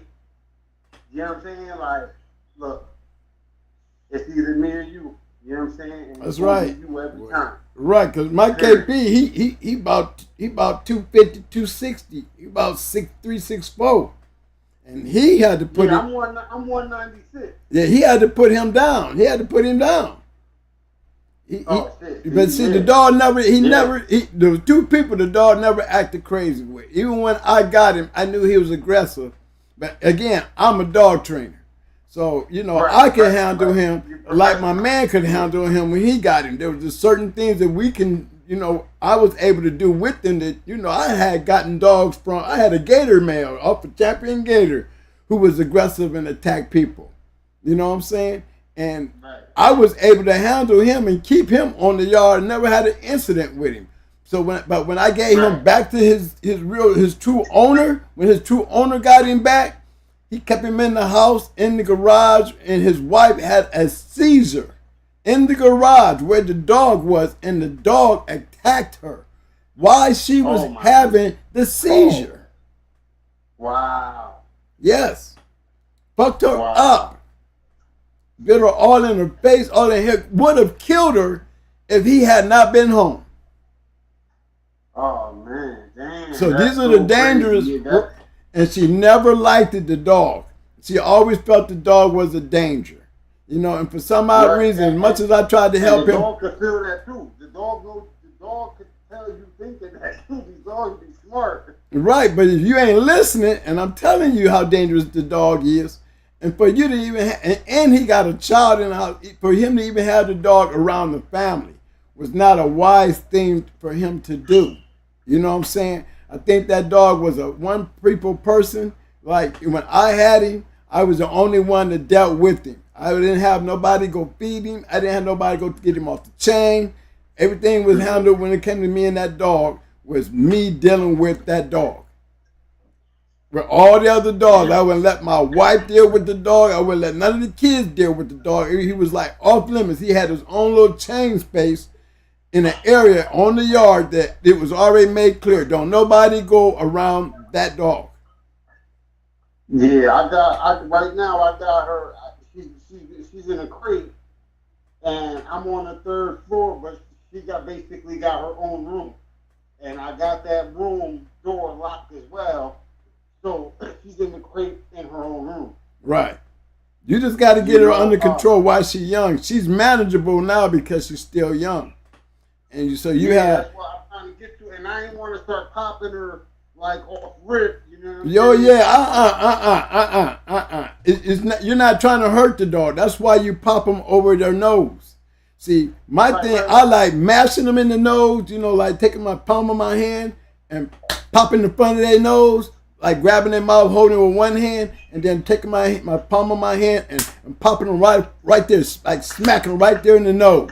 No, I know what you're saying. What I'm saying is I was trying to save that for last. You know what I mean? Like no, that's number uno. No, that's number uno, number 10. Because even with my Malinois, they're so aggressive as puppies right now. That when they work in that little sleeve that I give them, and they get so fired up, and they start that swinging and biting. I got a video of them. I'd never put on YouTube with Chaos when he was 11 weeks old. Y'all see him doing his training, but y'all never see the video where I had him attacking shit. And the way my wife had to handle him, because she was the one that was handling me. And you will see that he tried to bite her 3 or 4 times while she was handling him. But watch how she handles him. And he was a young dog, but watch how, I'm going to put the video up. I'll probably show it the next show. And watch how she handled him. You know what I'm saying? Now he's like 4.5, going on 5 years old. And he's not the same dog that you were seeing in that video. You know what I'm saying? But he was trained and tamed early by learning lessons. Now, he is still an aggressive dog that I can't trust around people. Right. You know what I'm saying? That I still don't do. He has to go into a muzzle when I'm still around people because he is very aggressive. Yeah. We can handle him. As soon as she get like 6 months, I'm putting her out on the chain, and hopefully she'll burn more energy out there. It might have something to do with her being in the crate, but I definitely give her like 4, because I work for myself. Mm-hmm. So at the end of the day, I have her at least 4 hours a day outside doing something. Right. Well, I would be ready to put her on the chain sooner than 6 months. Because you got a mature dog. Your dog is getting mature. Yeah, get your little puppy chain and a good swivel. You know what I'm saying? I'm in the city. These kids be running around here like, Oh, okay. I have to be looking out the window every 5 minutes. Oh, so you ain't got a closed backyard. I got a closed backyard, but where I'm at, I'm in a rough neighborhood as well. You know what I mean? So it's like, if you got something worth something, you gotta be on it like heavy. You know what I'm saying? Where I'm at, basically. Especially if it's a pup. If it's a little bigger, right? Straight. But if it's a nice little puppy, oh man, if somebody come by and just happen to see back there, so I would have to constantly be watching the dog because I don't got no other dog but her. So you don't have no cameras. Not even. I'm getting them put in. I had spoke to the landlord and he said he was gonna come up and do it, but he ain't come up and do it yet. Well, get you a wireless. Get you some of them, man. There's all kind of cameras out there, little wireless cameras and shit like that, man, that you can connect to your phone. I got in the incident recently at my daughter's bus stop, and I had to buy me an actual body camera to like basically record from then on. God forbid if I get in anything else, I record it because people crazy. You know what I'm saying? Mm-hmm. And sometimes you might just have to, get in something without you even trying to. You know how life is. Right. So I already bought a body camera. I'm about to get one of those little setups for the house too. Yeah, because that's the one when you're in a rough area where you're worrying about somebody stealing your dog, and that type of dog right there, they will try to steal. You know what I'm saying? Just because they don't know nothing about the dog, but just the fact that you got that pretty dog, and people are just gonna see that in itself, that she's pretty and special, the way she'll probably be hitting the chain and acting up. You know what I'm saying? So when you got them eyes on them, though, it makes you feel a lot better, because one thing for damn sure, if a person make an attempt, you won't know it because you ain't got no camera to know. Right. Somebody make an attempt, right, and you got a camera, guess what? You know who it was. There's somebody out there tipping around the shit, because if those cameras will hit your phone, if they're activated during a motion sensor, you're going to get a message on your phone. I know in my house, anybody activate any camera movement around my crib, and the way I got it, I don't have it. I'll be hearing it. I'll be hearing it when you're on the show. I hear somebody's by the gate or something. That's right. I mean, it's going to let us know. It won't, the dog can move around all he wants. It's just the way we got the camera set up. We got it in an area that you're going to activate that camera before that dog will. You know what I'm saying? Because remember, you have Zoom. We don't have to have the camera all up on the dog. We just want to have the area secure that somebody has to pass through that motion area to get to that dog. That's giving you more than enough time to get the notification that somebody's back there around your dog. Especially if it's activated, and you got to set up where you got to pass that before you get to my dog. That could be animal control. That could be a thief. That could be anybody. You know what I'm saying?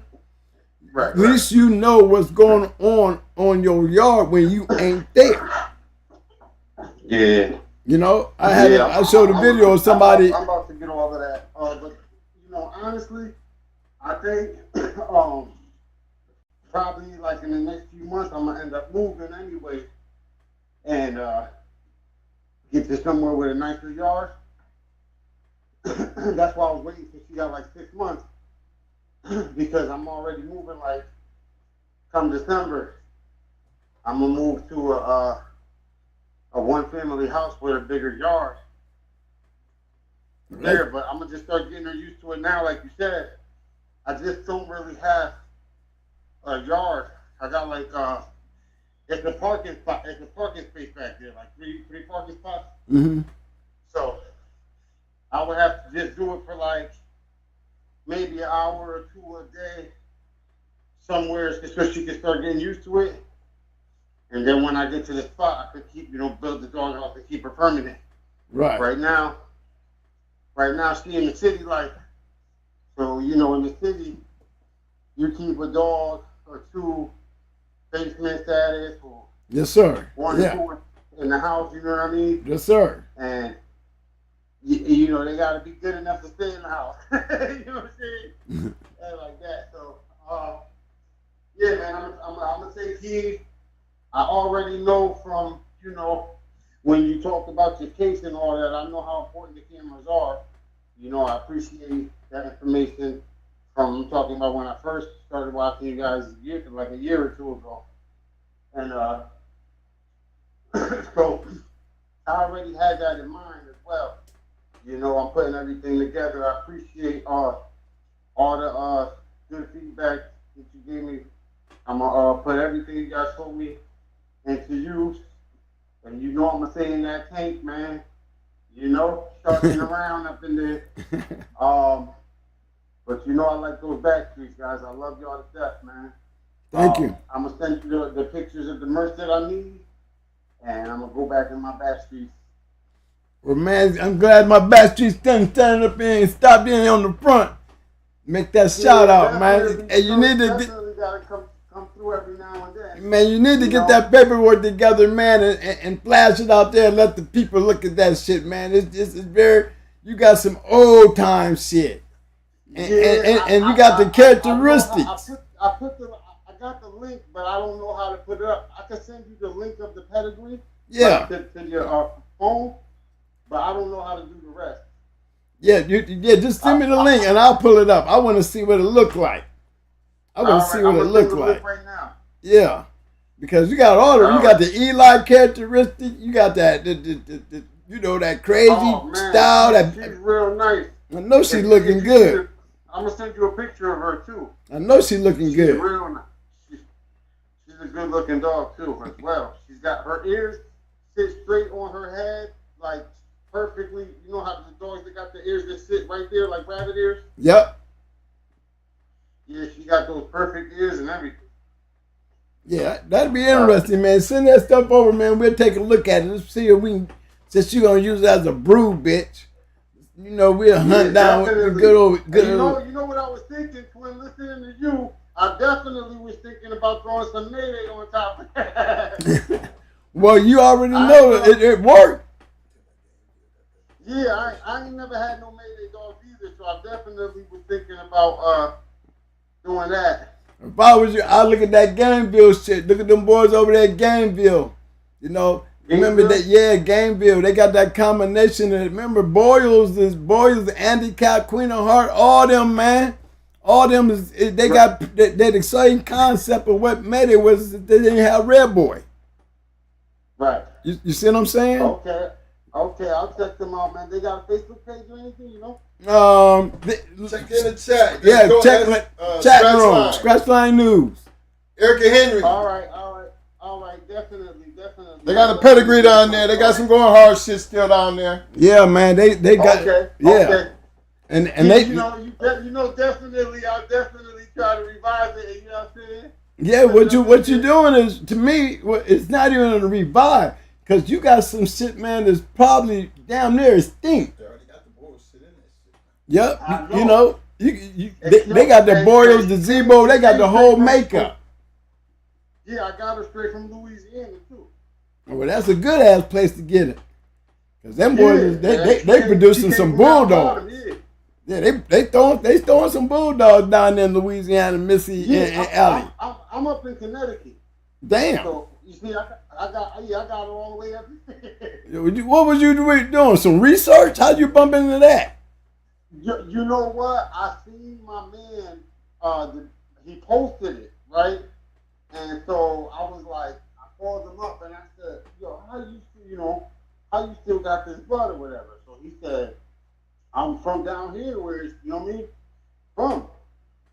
And so he sent me the link, the paperwork or whatever. It checked out. The dog looked good. She looked like Zebo Eli dog would look. You know, all black, nice little muzzle on her, nice little body, ears sitting right. Her fangs looking nice and long. I said, "Oh yeah, I like this joint." And you know, I ran with it like that, because what I do is I just pay attention, you know, and I'll sit on the money. I'll be sitting there with the money for the dog, and then I'll keep looking at all the breeders and this and that. And when I see something that that looks good to me, you know, I'll investigate. If it comes back correct, I'm jumping on it. Right, So, I feel that. Yeah, this was a humbug litter. You know, I had Maverick dogs before, so I kind of was already knew about those dogs. So then when I seen he had the Zebo on top of the Maverick in the 6'6", I was like, "Oh, that's got to be something punching. That got to be punching." You know, and so far so good, man. She's really she's got everything that I would expect from reading about these dogs. She shows all those traits. You know? That's a lot to look forward to, my friend. Yes, sir. Yes, sir. A lot to look forward to. Like I said, I'm gonna put her on ice. You know, the U.S. right now ain't no place to be playing around. So hell no. You know, yeah. So I'm gonna just keep her on ice, you know, and here and there, just see if she run a treadmill or you know, climb a wall here and there. I guess, you know. Just keep her intensity there. Oh yeah, you know that. You know that. That's all you need to do is keep her intensity there. She'll be all right. Yeah, man. You know, bring her down in that basement, man, and let her cool off down there. It's too hot upstairs. Yep. You That's know, all. that sun is cooking up top. That's all. That's all. You already, man. I love y'all again. Have a great night. I'm really jumping back to the back street. Y'all know I'm there. I'll send the pictures of the merch right now. All right, my friend. I sent the link for the pedigree already. All right, thank you, my man. Thank you. Appreciate the love, Bulldog. You're already one. One, friend. Hey, man. Thank you for making that call in, man. That was real interesting, man. I mean, you already, man. We're gonna scratch to win. You know it. all day, baby. All day. Thank you for calling in, fellas. You know, that's a good thumbs up right there. Thanks for the call, bro. That was real good talk, though. Real good talk, man. Love you guys. One, bro. Yeah, man. I like to see that breeding. Hey, I'd like to give a big shout out to my big brother out there in the house, Richard Garcia, a.k.a. Schoolboys in the Hills. What's up, big bro?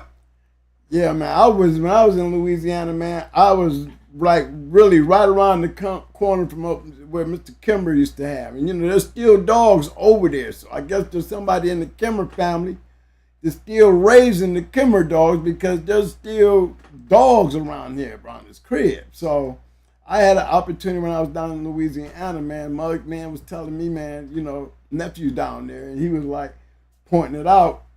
You know, the Kimber was down in that area, man, and we really went by the man. Shit, he still had dogs down there, bro. You know, so that lets you know that old Kimber shit, man, ain't nothing to be playing with either. Mr. Kimber was a bad man.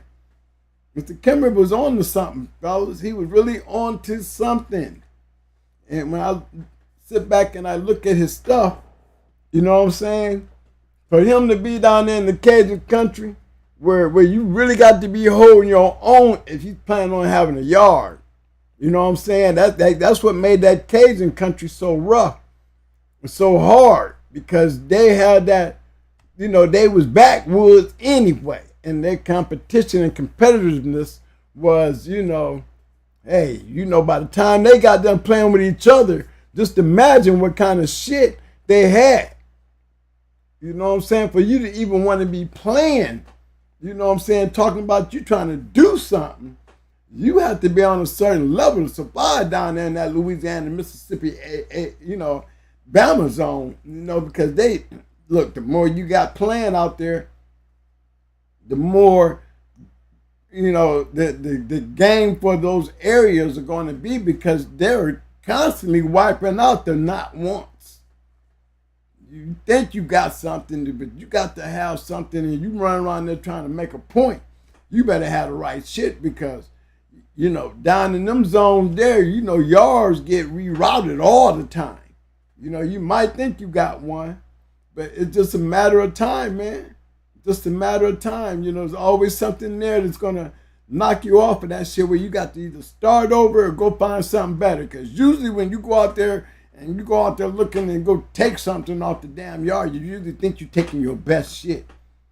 You know, I always find it hard for somebody to want to come back after you've been lost with your best shit. What else do you got on the yard if you didn't bought your best shit? What is all this other shit on the yard then?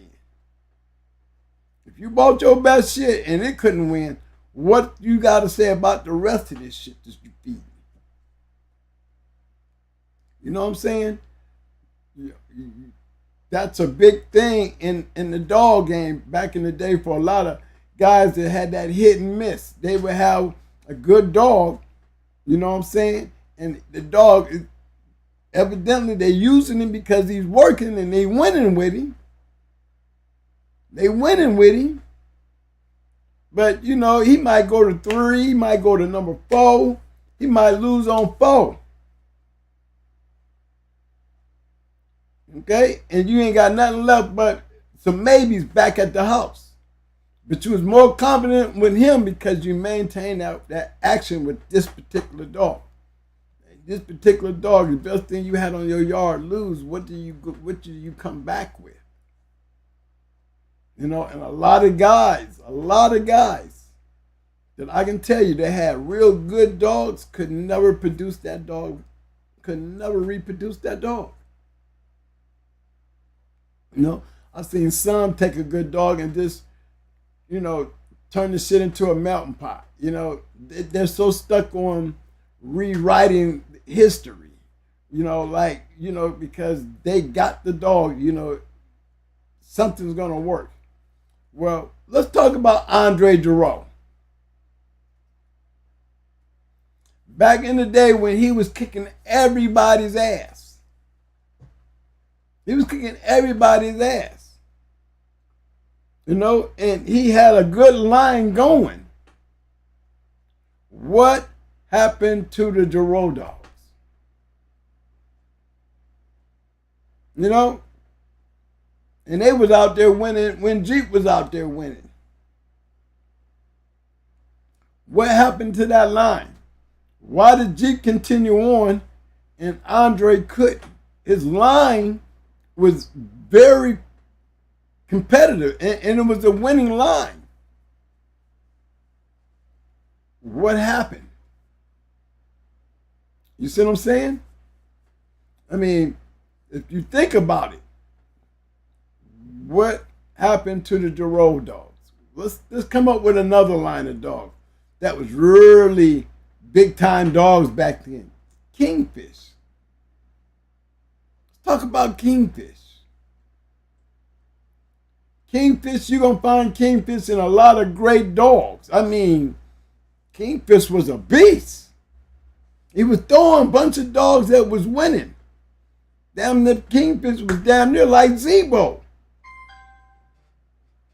It was hard to whoop them dogs. What happened to them? You know what I'm saying? Did they disappear? Did they fall off?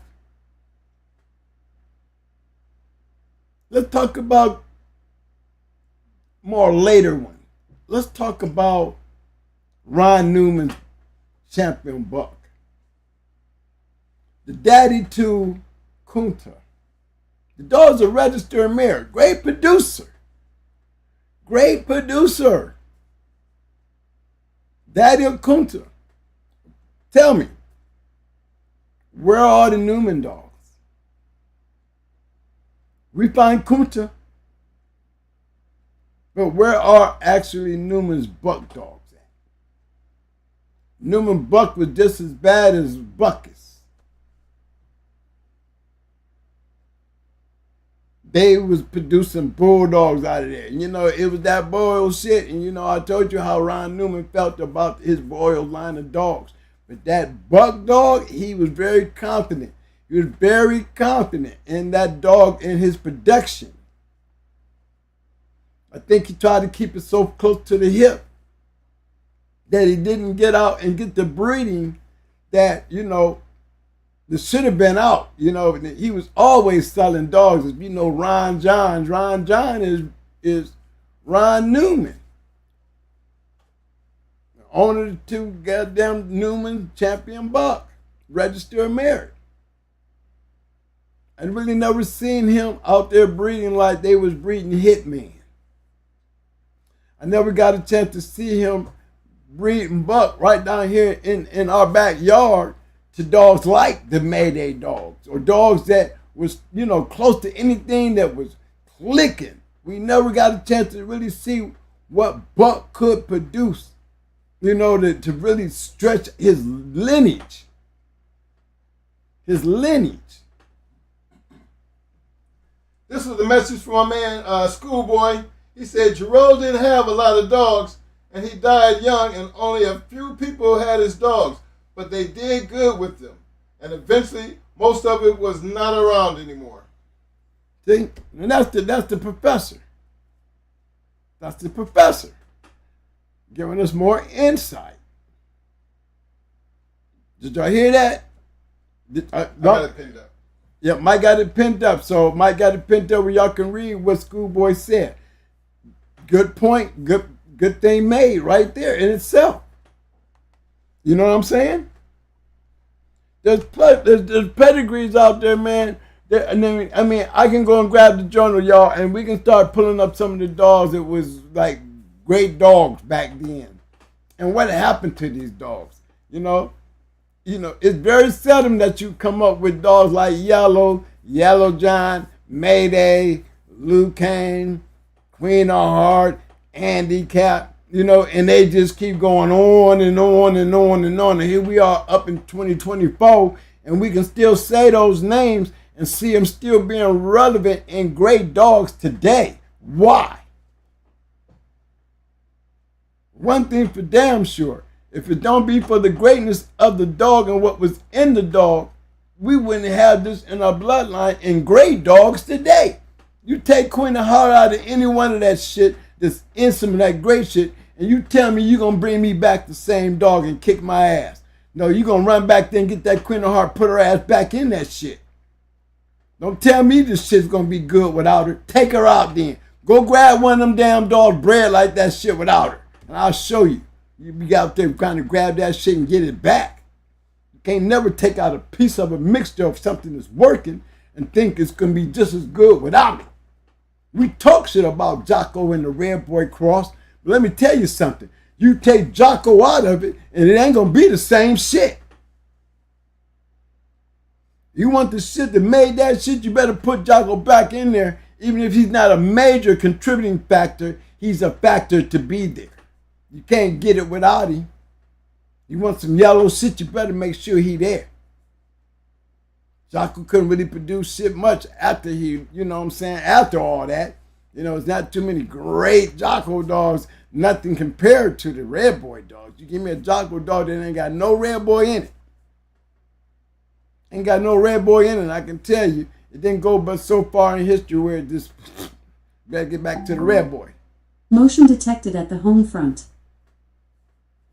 Yeah, you got that motion. See how that thing just tell you somebody moving around out there? You know what I'm saying? Motion at the home front. But yeah, man, you take, you know, every piece. So it's like, you know, I could be 4 generations back. 4 generations back. And look at a pedigree and say, you know, am I still a factor in this pedigree? If I'm in there and it's working, I must be a factor. Because you're going to tell me you're going to get the same dog if you take me out the equation? That's the key. You want to see if it's the same, you can get the same results. Go get some shit bred like it without me and see if we can get the same thing, results. Because we already seen with this what it looked like when it works. I'm only in the 4th generation. How many times in? I ain't never one time. But that one time is the factor. Because, you know, that one time might be the factor that carries enough. Like we can say about Yellow John. Like we can say about Red Boy. Then Yellow John. Then Yellow. Then all the other dogs that came down off of that shit. We know there's a concept and a consistency there.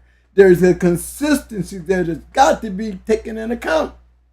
I don't care if he's at the bottom, at the very bottom. The very bottom of a pedigree.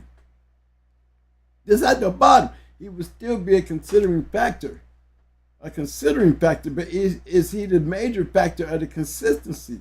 No, but he is definitely a factor because it wouldn't be the same if you took it out. You're changing everything. When you just take that one little piece out and you think it's going to be just as good without it, no.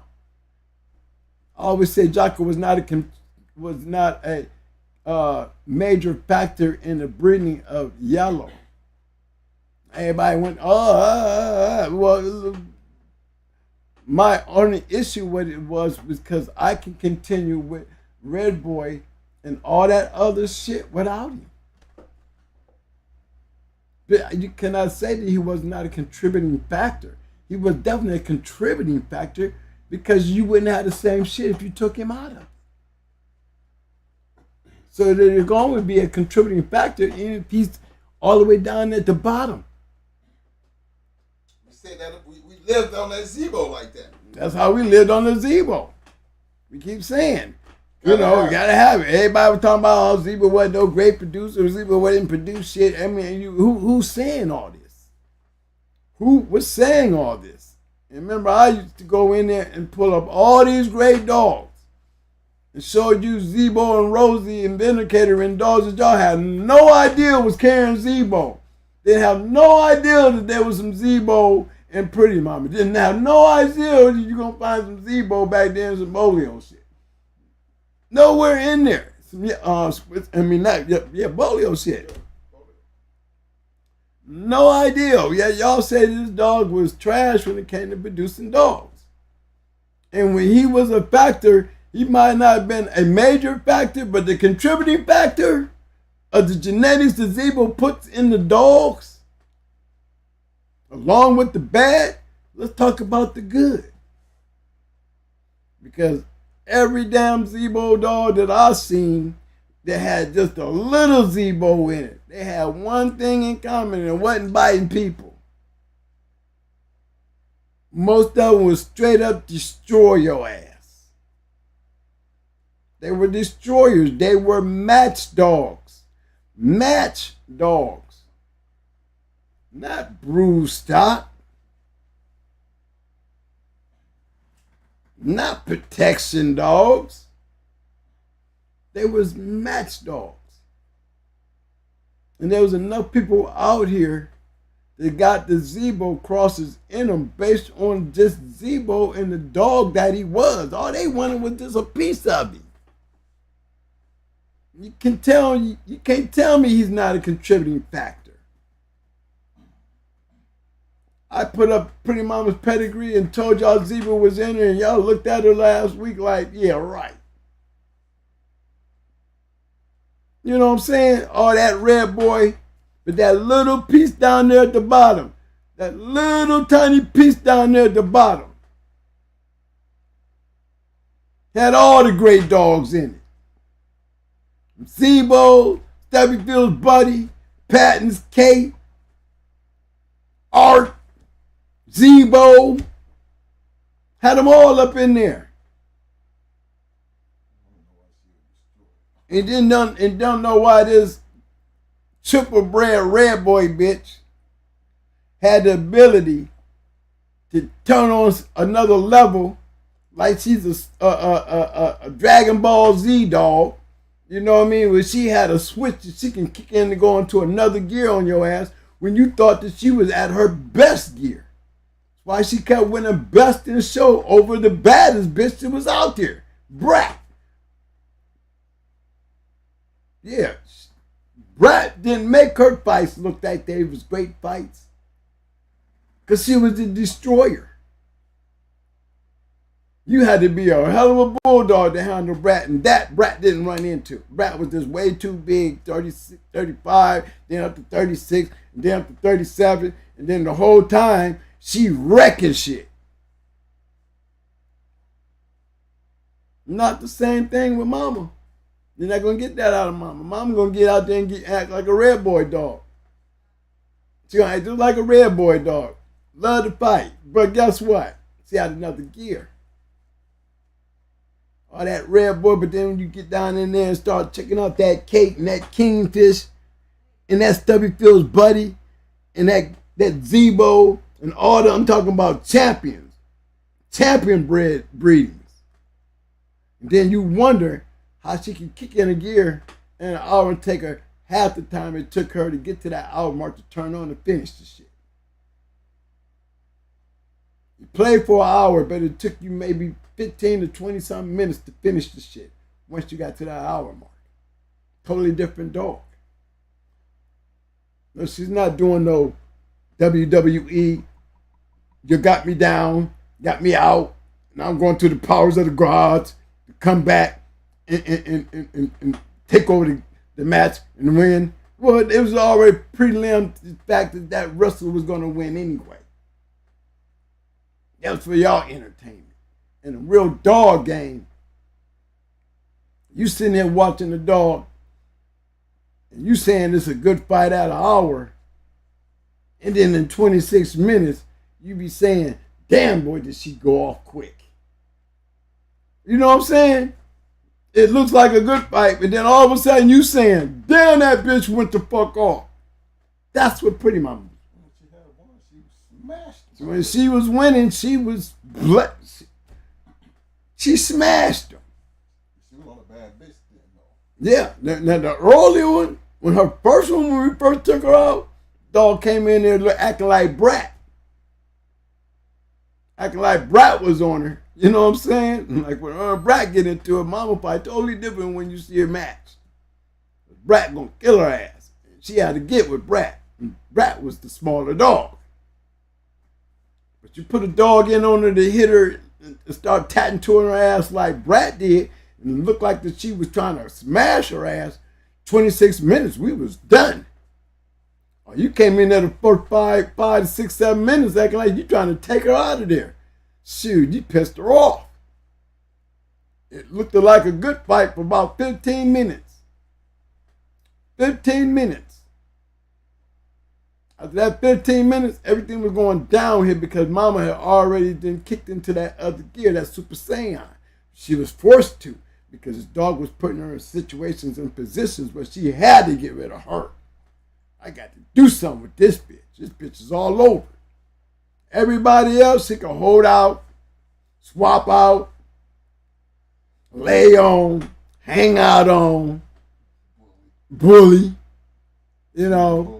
I mean, just bully them over until, you know, they get a little tired, or she realizes the push they're not pressing her no more. Then she kick in her gear and say, now it's my turn. Now let me see if you can continue pushing with me. Now I'm pushing on you. Typical red boy dog. Just loved to do what she was doing. And that's what I liked about red boy dogs. You know, you keep on adding anything you want to it. Just keep that red boy shit in there. You know what I'm saying? And that includes any combination of red boy, whether they're coming through the meddling, you know what I'm saying? Whether it was coming through yellow, whether it was coming through tab. I don't give a damn where it's coming from. You know what I'm saying?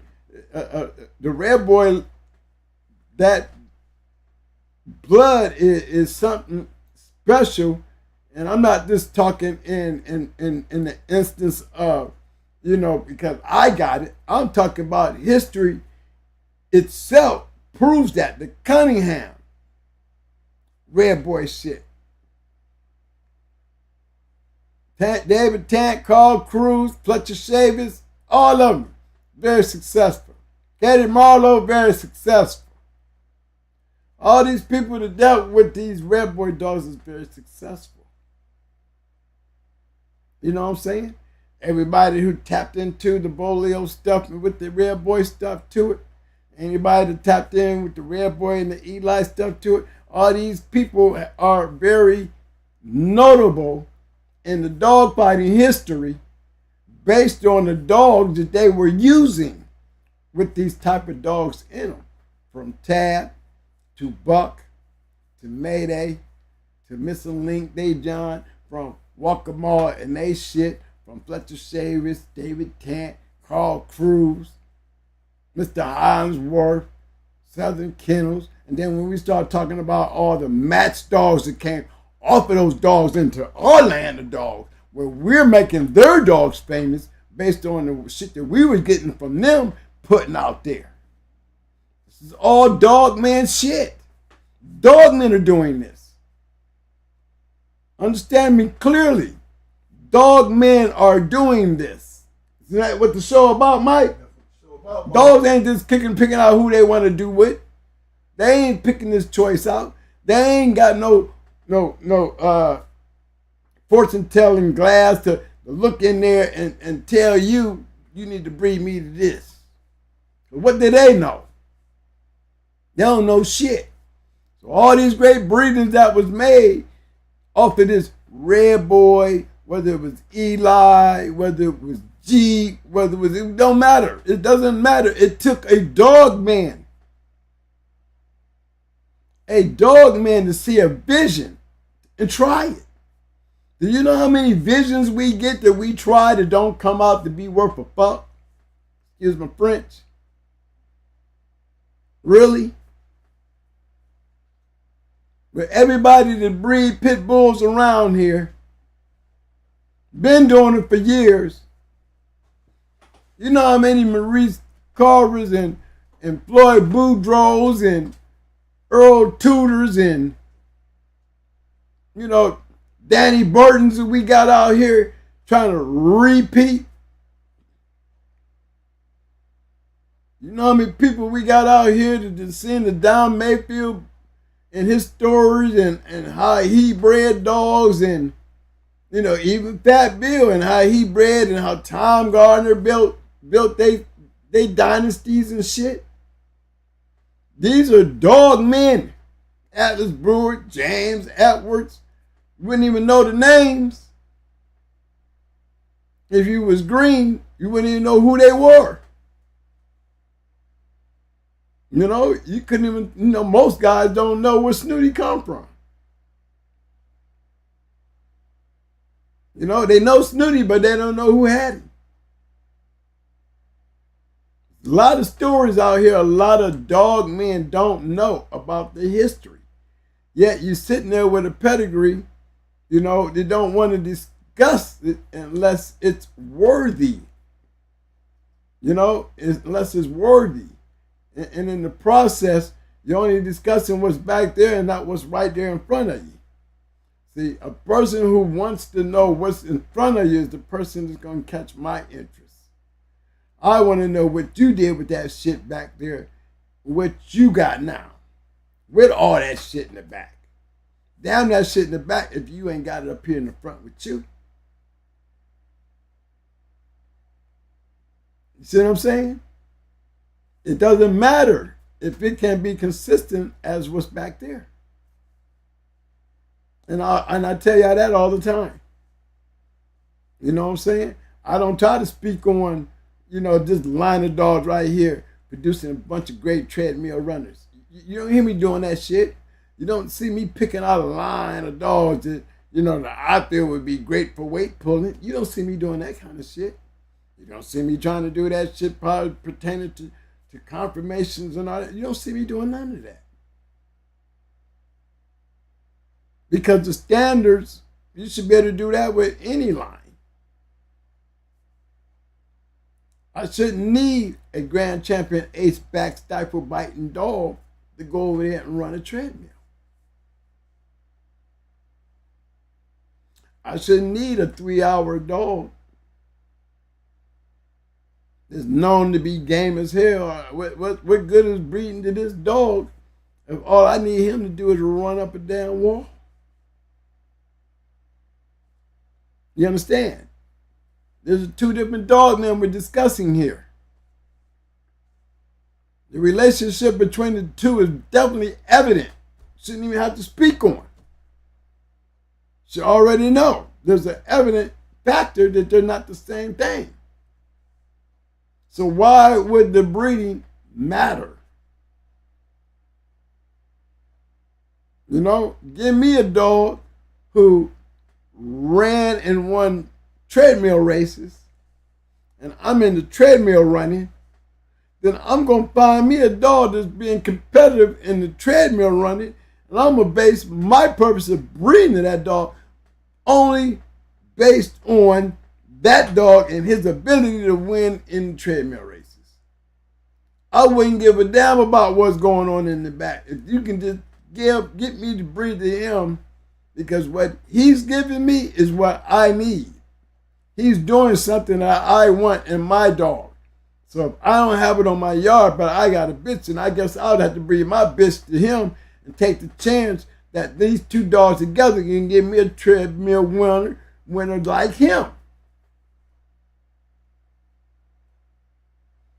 And let's start our history making between these 2 dogs. Maybe this dog is going to give me just as much as this dog here who is winning the treadmill races. Maybe I'm going to get a better dog than him. With my bitch in the equation, because I like my bitch, I got to remember it's the mentality of a dog man. To breed a great litter, you got to be able to take your bitch and bring to the right dog to get that litter. Bottom line, you got to have a mindset to even get there. That is not as easy as you think it is. Not to do something and have a bunch of damn puppies and not know what you're going to get in the return in the long run. You don't know. You can talk all the hype you want. In my time, the hype ain't going to get you but so far. Because sooner or later, it's show and tell. How many lines and how many yards have been destroyed? How many lines and how many lines has been destroyed from not being able to be, acclimated into the future? Like the Maydays, like the Macho Bucks. There's dogs out there, El Teacher. We could talk about these dogs, El Teacher, but El Teacher got his own background that he is the production of a background. So these dogs was able to be pulled up from the back to the front and continue their lineage. You got to be able to maintain a lineage. Don't tell me about shit back here if you can't maintain a lineage up here. And lineages are built by dog men. I'm pretty sure Al wasn't, I'm talking about Al that had Tab. I'm pretty sure, he was studying Tab all over the world. That he was thinking about his lineage, knowing that Tab was throwing bulldogs. And he didn't have to do nothing but keep backing him up on some females. There's a lineage behind Tab. Like there was a lineage behind Jeep. Like there was a lineage behind Red Boy. He was smart enough to know that. Every time we look on a pedigree and we see Tab, through all those inbreedings, line breedings, and all kind of breedings, you're going to always see White's Tab. Dog is immortalized in the pedigree of dogs that consisted of a consistency built by dogmen. The ones that count. The ones that was able to take their females and take that chance. Some of them call it educated guess. Some of them call it rolling the dice. Either way, you get it and do it, it's still a gamble. Still a gamble, it's nothing guaranteed. But when it works, guess what? It take a dog man to make it a lineage. It take a dog man to make it history. And it takes a dog man to get the accolade deserved by such a dog. Whether it's producing it or out there winning with it. You know what I'm saying? It's all in the dog man. Whether you like them or not. A lot of guys didn't like a lot of great dog men. A lot of guys had feelings about a lot of guys that matched a lot of dogs. There was a lot of matching dogs back then and everybody didn't get along. But one thing everybody did, they settled their differences to match dogs. And they let the dogs and the sport itself speak for itself. For many years, 90s, you think the game didn't get better. It did get better. It got better because there was more matches. And you know, when there's more matches, you got more losers. You have more winners and you have more losers. The more you have more matches, the more you're going to have those great ones linking up. Because competition makes those kind of things happen. Competition. Wanting to have the best. Wanting to know if my dog can get with that dog. It's all in the mindset of a dog man who's got that dog that want to see and know that and go get it and try to see. I mean, they've been doing it forever. Every time you see a champion going into a champion, that's how we got here. Every time we see a grand champion going into a grand champion, this is how we got here. Somebody is the better dog. That's what made this game to me, such a special game over all the other bloodlines and all the other lines and different types of dogs out there. Because this dog right here, this particular dog right here, the American Pitbull Terrier, can't nobody, pound for pound, not nothing living on this earth, pound for pound, can get in there and do what this dog is able to do. That's why we don't have matches with these kind of things going through history with different types of dogs in the pit bull dog fighting world. It would be like a unusual cruelty to the animal to a real dog man that really fights his dogs.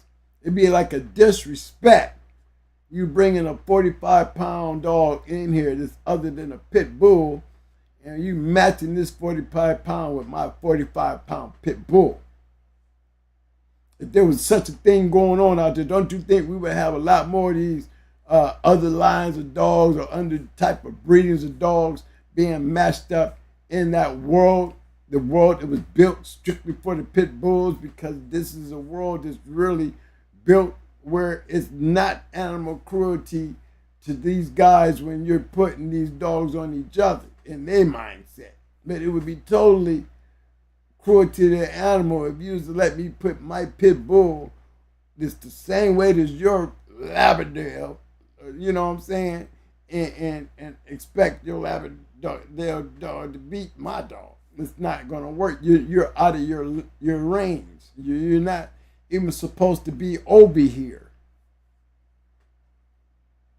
You see what I'm saying? It's such a big standout and standpoint to explain to you why this dog is sitting all the way over here and does his own thing. Now we do have other dogs. Now we had the Tulsa dogs. There was these dogs is trained not even to bark. They fight and they don't make no noise. A bark or anything like that is not a one thing based on their way of fighting those dogs. They damn near look like pit bulls. Some people even thought maybe they looked like them. But they're still fighting dogs out of a fighting dog lineage. They just went another direction, in a bigger direction, compared to the lineage that the American Pit Bull had already established. And when I say the American Pit Bull, because the American Pit Bull was established here in America based on the dogs that was coming in from overseas. That's why they call these dogs over here the American Pit Bull Terrier. Because these dogs was, evolved from those dogs coming in from overseas, from some of these great dog men that were raising and breeding this line of dogs to the level that they were by the time they got to the United States and we started breeding them. And we have enhanced the breeding throughout the years, where we still are having a lineage. And what lineages of these dogs have survived? That's what we're looking at. These are the questions that we ask. We talk so much about Red Boy. We talk so much about Bolio. We talk so much about Eli and Bully's son. Why are we talking about those dogs? Because these are the dogs that we can still talk about in the now, and dogs that come from that lineage. The only reason they're a factor now because there's a lineage of dogs in the dogs. You know Motion what I'm saying? detected at the front side. There's a lineage of these dogs in the now. But you look in their pedigree and there they are. You can count on some of the best dogs out here, really. And as I said before, I still say 95% of all great champions and grand champions had great pedigrees. 95%. And that's through the history of the dog game. With all the great dogs that I have pulled up and showed y'all, what did they all have in common in regards to how they was bred? There was some type of a formula, a working formula. It might not work for all these dogs, and it never have been that way anyway. We would go 9 for 9 with 9 puppies in a litter. 9 puppies turned out to be great. It didn't never work like that anyway. Those who had great success with litters come for a few, far and few. But it does happen. But you had those great litters. In some odd cases, we were just glad to have one. I don't even give a damn. Just give me one that I can hold between my legs. That's all I wanted. I wanted to feel what it felt like to have a great dog. To know that how it felt, how they felt when they was matching their dogs. I had an opportunity to get that real chance to know what it felt like to have one of those type of dogs. Mike? CPK, American Pitbull Terrier, said, don't forget about the female dog women.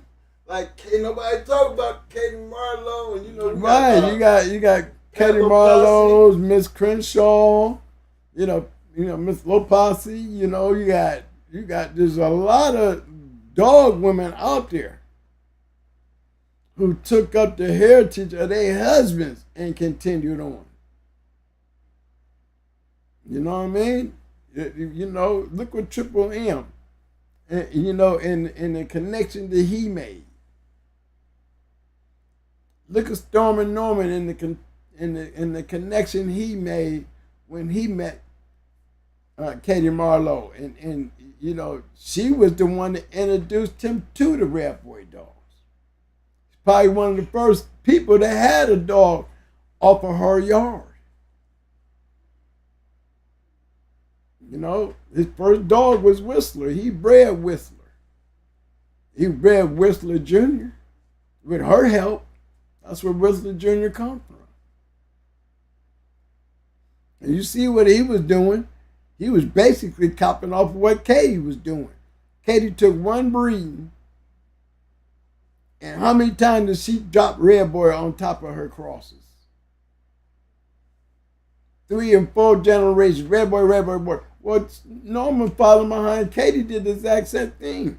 Whistler Jr., Whistler Jr., Whistler Jr., but it was that first breeding, that first out-cross breeding when he took that Whistler Jr. dog and bred to that little whammy bitch down there at the bottom. They had all that Kingfish and Zebo and Grand Champion Art, Cake, had all Kingfish, had all that shit in there. And then he bred that inbred Red Boy dog, Whistler, to that shit. That was his out. And then he took and turned right around and put Whistler on everything after that. By the time he got to mama, we sitting up there with a triple Whistler bred dog. 3 times off of Whistler. I mean, everything all the way back to the 4th generation was Whistler. Whistler Jr. And look what where it all started at. That little bottom piece. That little bottom piece. You take that out, we don't have the same pretty mama. That's what I say. Was it a contributing factor? Yes. Was it the major factor? No. It was Red Boy. The only consistent thing that I could see throughout the whole thing, it was the combination of when he made that first cross, when he bred Whistler Jr. out to that Zebo, Kingfish, Art shit.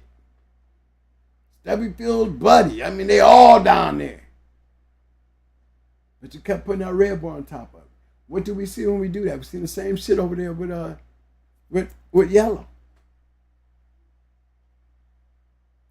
Damn, we're seeing the same shit over there with Tad. You can take that Red Boy and just keep piling it up, and just gonna keep on throwing this. That's because you're learning to know what this particular line of dogs you want to do. We could do this with Yellow. That's why Yellow was able to produce a lot of great dogs. That's why Buck was allowed to produce great dogs. Me, myself, I looked at the registered merit list because I was always a James Pope student. Realize what you're seeing, and if you can see it, that's what it is. And coming from the school of James Pope, I was able to see that there is a formula in this shit. There is a way that these good dogs are showing up and how they're showing up. And it's funny that these dogs got the same dogs in their pedigrees, but they're all different dogs, but they boil down to the same dogs in the pedigrees. I still got Red Boy, I still got Jeep, I still got Grand Champion Buck, I still got Honey Bunch, I still got Zebo, I got all the badass shit in my shit. And I'm not the only one that got it. I'm not the only one that knew that. I'm not the only one to do that. And they all got different names. What did that tell you? Clearly tell you if you know what you're thinking is right. That line, that cross, that shit, it works. And that's a lot for somebody who wants something out of it. Give me something that works. I don't want to rewrite the wheel. What the hell can you do to a round wheel to make it better?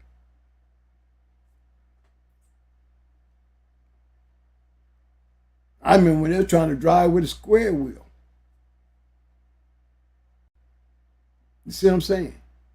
Oh, it'll turn. It's just the way it turns. No, they cut them corners off, made it round. Now it's rolling. You can give it down. There's a whole bunch of people making tires and wheels now. You know what I'm saying? Everybody got a different tire. But what are you changing? You ain't changing the shape of what created it. As long as I stay in that concept of that circle, you can roll. And regardless of what the name of that tire is,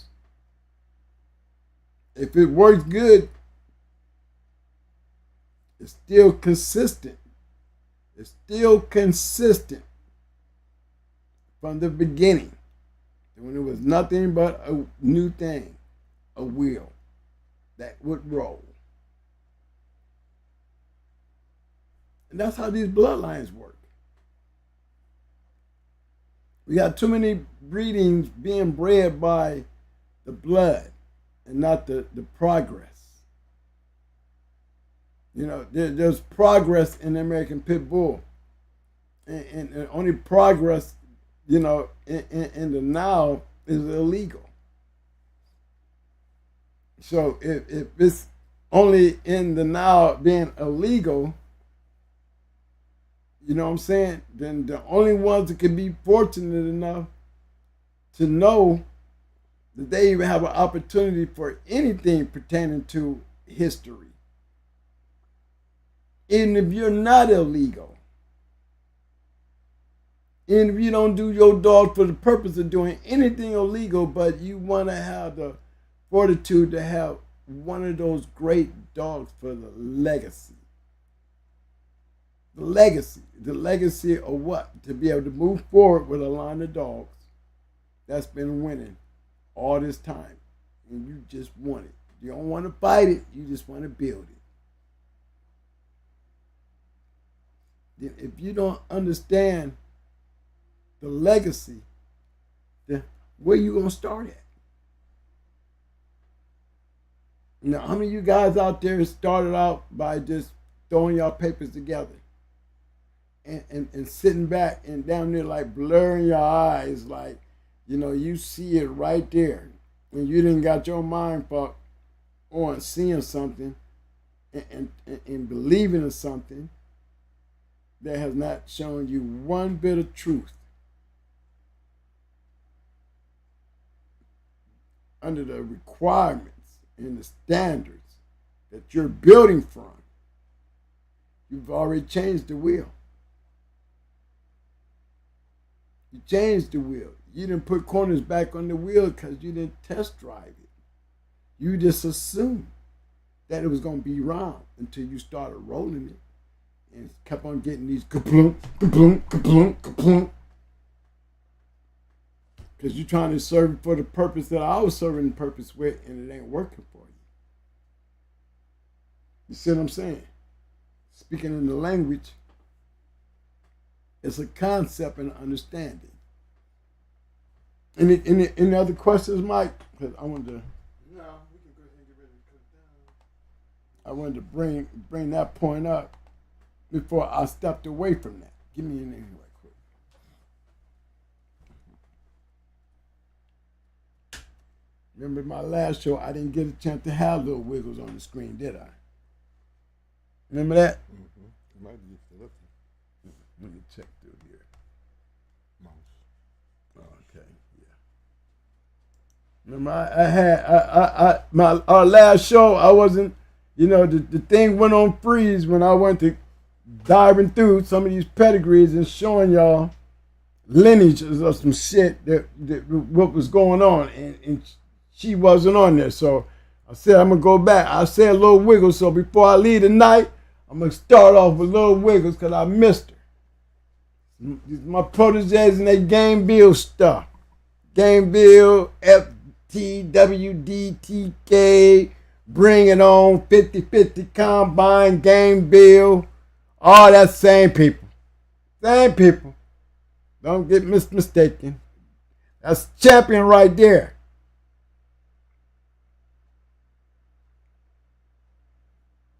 Look at the pedigree.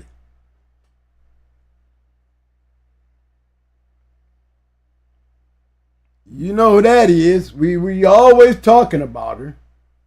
We always talking about her. That's the same fatty girl you're going to find over there in the Screaming Demon Dogs. The same fatty girl, the produced skins, the same fatty girl you'll find over there in that Screaming Demon stuff. You'll find it over here in that Going Hard stuff. In that LA, Louisiana Combine stuff, you'll find it all over there in their stuff. You know what I'm saying? And I showed you some shit. I definitely showed you some shit. Couple shows back.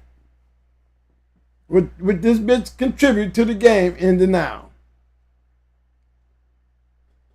You know what I'm saying? That's one of them right there.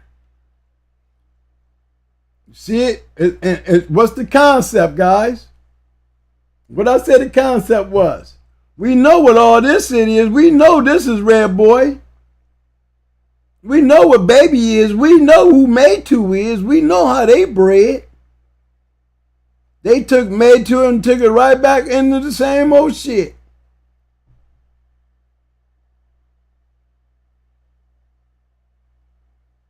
Oh, Marlowe's Beast. You know, this dog right here is the same Rocky.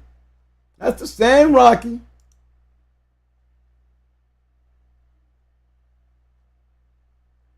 You know who the other dog was that he lost to? Not only Grand Champion Buck, but he lost to Grand Champion Ace too. Yeah. That's the dog that beat him. Matter of fact, he lost to Ace before he lost to Buck.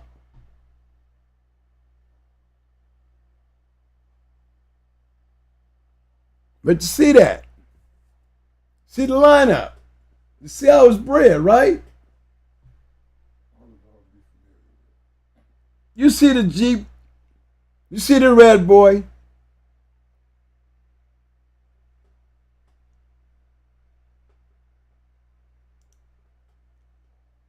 You see the Red Boy. You see the Jeep.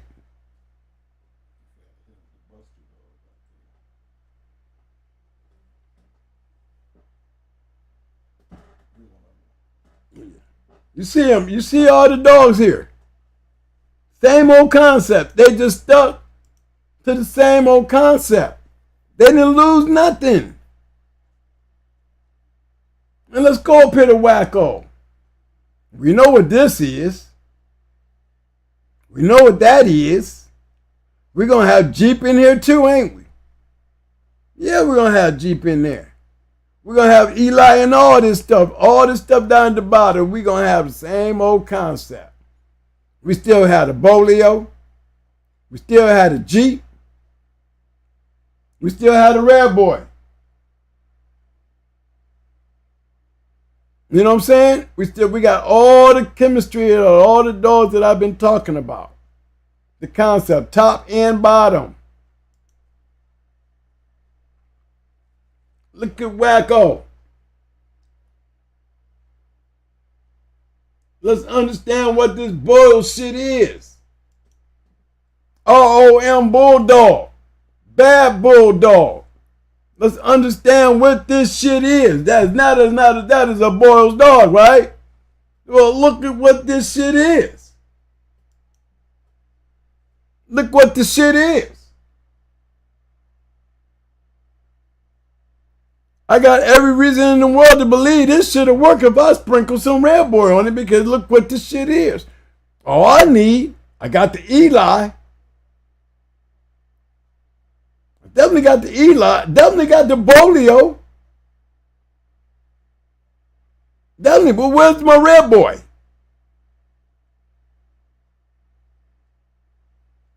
Okay? Look at these Bulldogs. Emmett. Cajun. Look what they known to do. They game losers. We always said that about Eli dogs. There's nothing uncommon about an Eli dog in there with a loss. Nothing. How you get mad when I say that? How can you get mad when I say that? I mean, even when you see all this greatness. This is when they were strong and couldn't get whooped. But you don't see no damn red boy fin splash nowhere around this shit to make a difference. There was a reason why they started throwing red boy to this shit. There was a reason why they started throwing red boy to this shit. Rough, but not crazy enough. Rough, but not crazy enough. You see it. You see it. That's Eli shit, y'all. That's Bolio's Eli. All across there. Bill Boy Bob. Bull Boy Bob. We're in the same line of dogs. All we got to do is add some red boy. All we had to do, even the bottom, same thing. We ain't building too far off of it. We ain't building too far off of it. We still dealing with the Eli. We still dealing with the Eli and the bully son and the Bolio.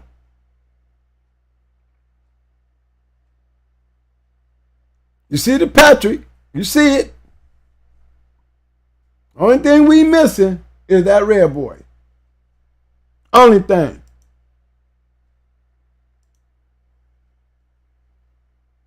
The different maker. Only thing that made this shit no different was you just threw some red boy in it. That's all you did. You kept the Eli. You kept the Bolio. Definitely kept the major factors. You see it? You kept the Eli, Bolio, and then you added the red boy. And each one of these dogs, I can say, they still fall in line. They still fall in line with them top echelons of the ROM list. I said the top. There's some on the list, but when you put this one together, we dealing with the top tier. Top tier. This is top tier shit now. We didn't turn this shit into top tier shit.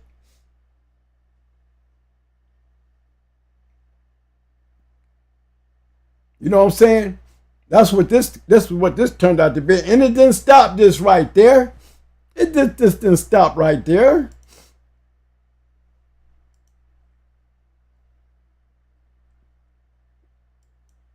They not only did they produce skins, they produced her.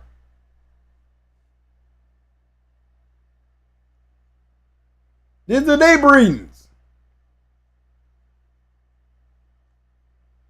You started off way down here with us. Now it's in their hands and they continue on. Continued on. Understanding what they were doing. Dogman hand. Dogman hand. You gotta have him in the dogman hand. I mean the concepts. I know I had this one up earlier, but this the concept. Look down in there. We're going to still see the same old shit down in there.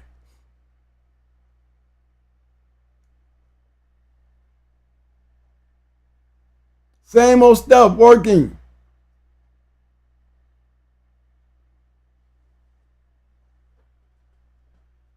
Hold on.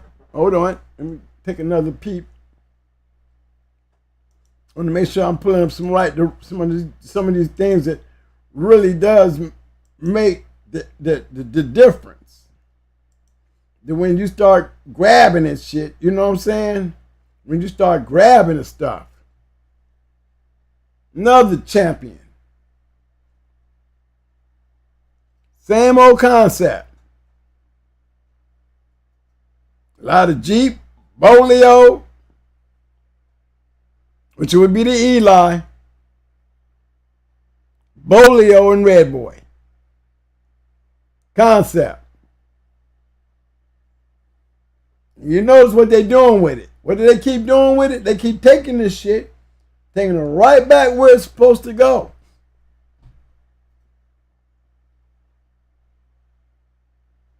You see them with little Jimmy? Let's see here. Hold on. I'm trying to get you back to the other one. This working. Shit, this works. Two different bloodlines. Basically down to bred the same way. Reaching for the same thing.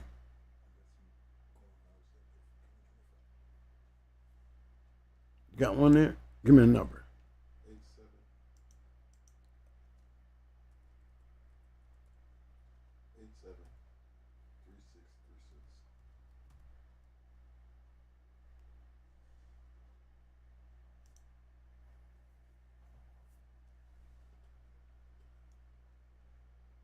Still playing in the same thing. Still playing in the same zone.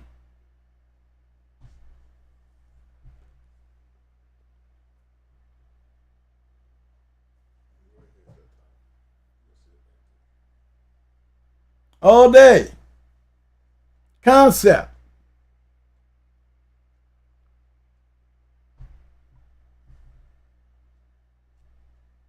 Ain't getting away from the pattern.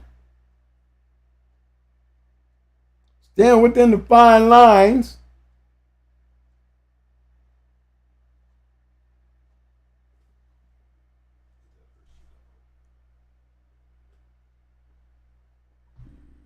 Shit, they gonna hurt you. Talking about her? Yeah, that's her on Little Jimmy. Remember Little Jimmy? That's his daughter. Just hit, remember that? That's Hershey right there.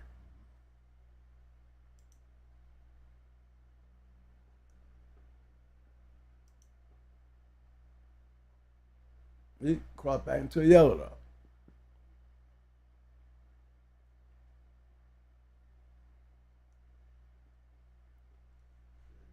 Mm-hmm.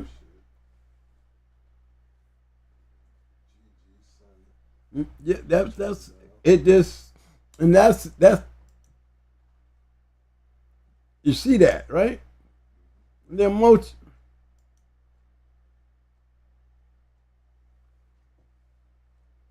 Look at Mocha. Reaching. You see Nico. We see that, but y'all see that? See what they're doing?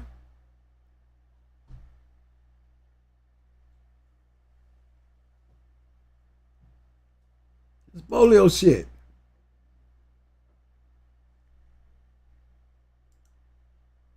Still putting in the work, still putting in the yellow, still putting in the buck. You're not going to get away from that part. You're just not going to get away from it. You still see the red boy.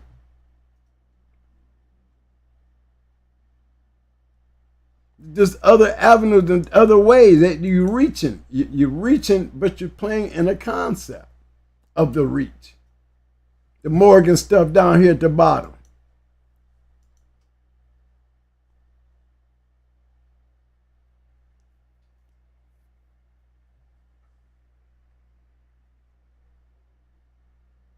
It's just the makeup and the concept. R.A.P. Oh, Mr. Patterson.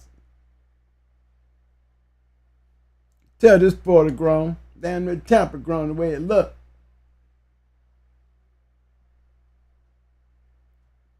For the bread shit right here, I bet you. Full blown retard. Okay? Best believe that. Gotta be.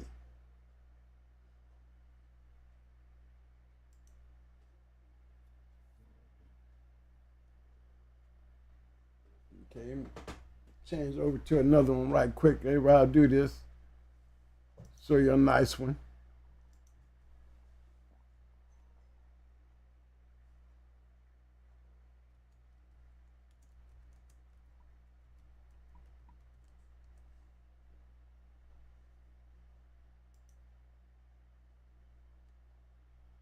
Another great one.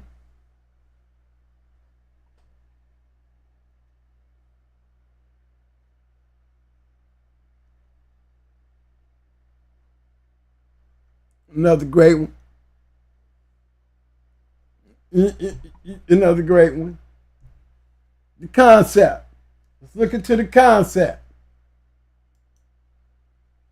Let's look into the concept. You go back there in that station, you're starting to see familiar shit. It's back there. You already know where that's going. You already know where this is going. I'll just do the top first. Dozer, registered married.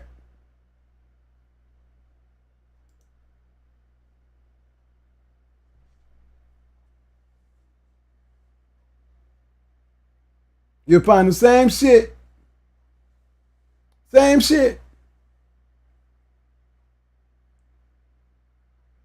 Champion Screaming Jim and Champion DJ. Champion Buckshot. Champion Sheba. Champion Nitro.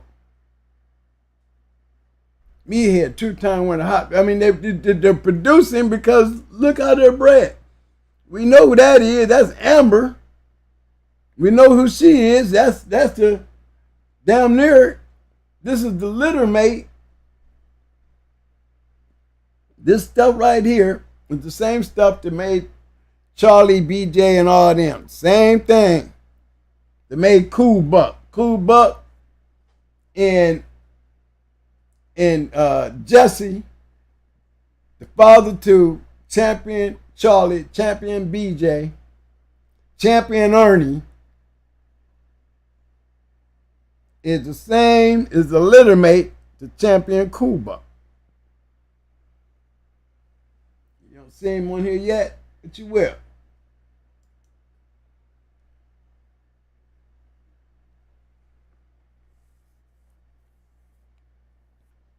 See how that shit is lining up?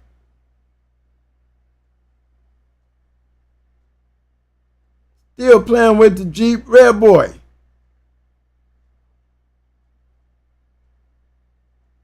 Jeep Red Boy, way back there.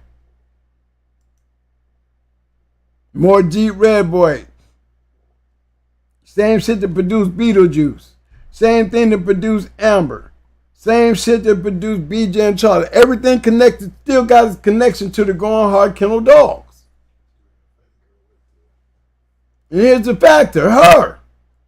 Names may change, but the bitch ain't. The bitch ain't. They taking that shit and you're going to see a touch of us in everything that you see here.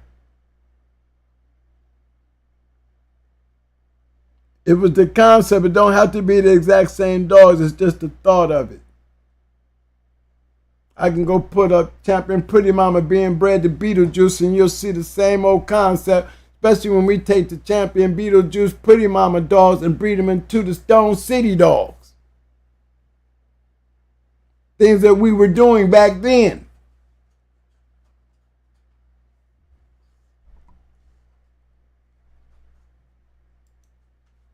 Look at the outcome.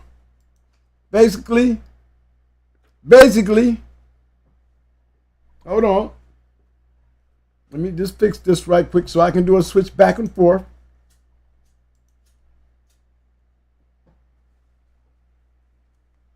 Okay, hold on.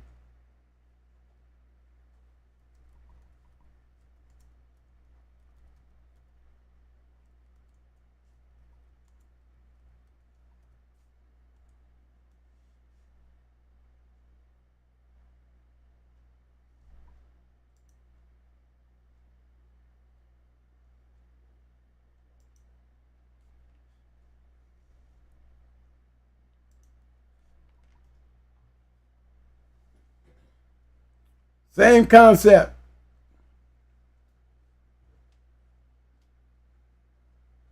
Yeah, y'all see it. Same old concept. Same makeup.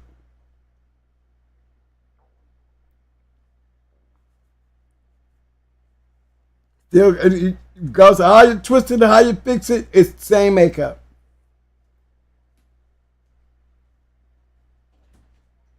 This is what I be talking about, whether it's way back here or way up here.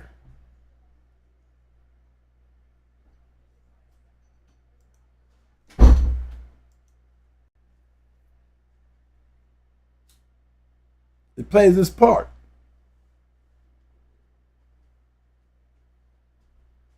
Major part.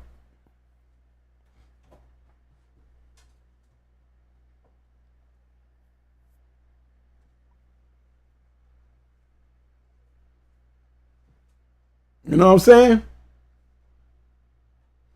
And if you did notice, we still go back to Jeep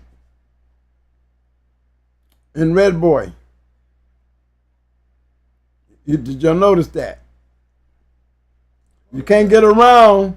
You can't get around that. Remember, we got Fatty Girl in there. She's a Mayday bitch. There's all the bolio we need. There's all the yellow. You got Wrangler in there. You know what I'm saying? You already know Wrangler's a red boy dog because he's got yellow and yellow John. Why do we know that? Because Amber was off a Wrangler. Brad's grandmother was right off a Wrangler. You got Screaming Demon. We know he's a Mayday dog. We know why I know he's a Mayday dog, because the person who had the strength of the Screaming Demon shit, which was heavy bred Fatty Girl. You see her everywhere. Boom. Boom. You see her everywhere. Right, Screaming Demon. You see Fatty Girl everywhere.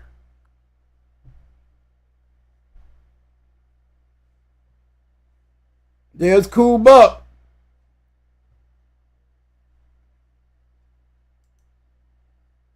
Look how that dog is bred. We've seen all this.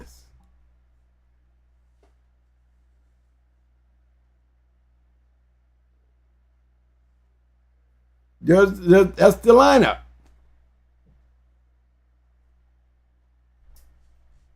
You know? Just so y'all would know how that shit is bred. There's all the Jeep you need. I said, this is the saying, this dog right here, his littermate brothers is Jesse.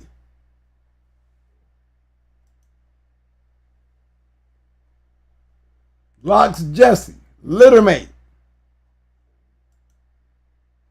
Offspring. What do you see there? Champion BJ, Charlie, Shy Girl, Scarlet, and Luther. You see that, right?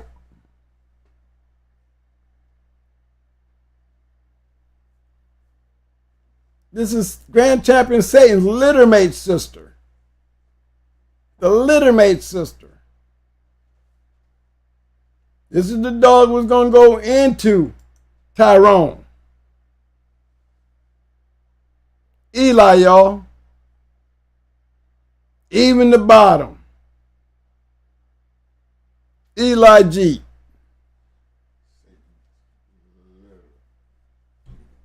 You know what I'm saying? Here's another catcher. We wasn't done. Littermate the BJ, Charlie. Right?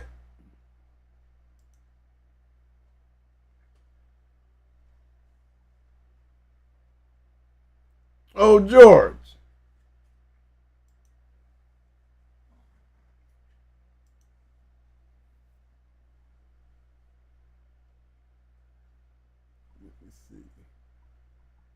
Trying to remember how old boy was bred, Mike. The one, old George. There you go.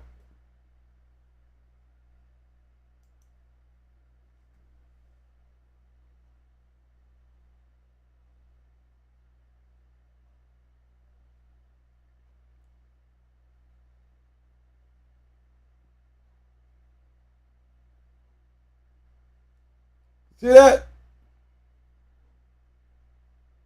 Tell me it don't work.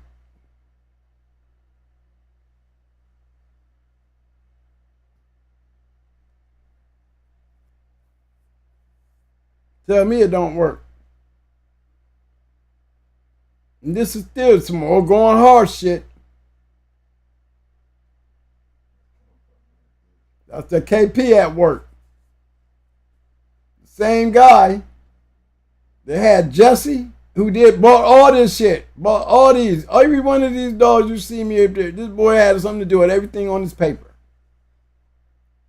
My KP has something to do with everything on his paper, including Fatty Girl. I said my KP, my silent partner, is a walking Earl Tudor. He has produced more. He has so many champions and grand champions that has his fingerprint on it. And most of the dog man out here, y'all, most of the people, you'll never hear him, never get the accolades that he deserves because he don't want it. Because we are the ones that made these dogs what they are. But he gave us the tools to do so. It was through him that we were able to get the tools from this guy here to Going Hard to Shambi and a whole lot of other great dog men who had the opportunity to know who this guy is. We all had winners from him. He's got a lot of champions on his belt. He got a lot of legacies behind the dogs that he put forth and that we were able to go out and take and win with. We started way over here first. We started way over here. Look how far we went. We coming up. We coming up in time. Coming back. Coming all the way back to producing shit. All the way back. Still to this.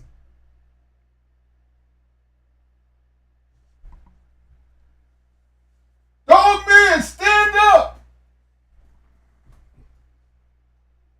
See,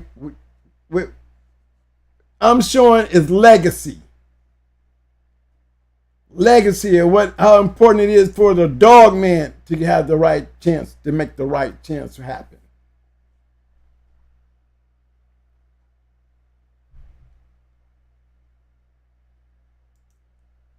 Got to take the chances to do what's being done, even when it comes down to being done in the basement. It's part of history. Don't know when, where, and how. Just know it's part of history. These are things that I'm pointing out.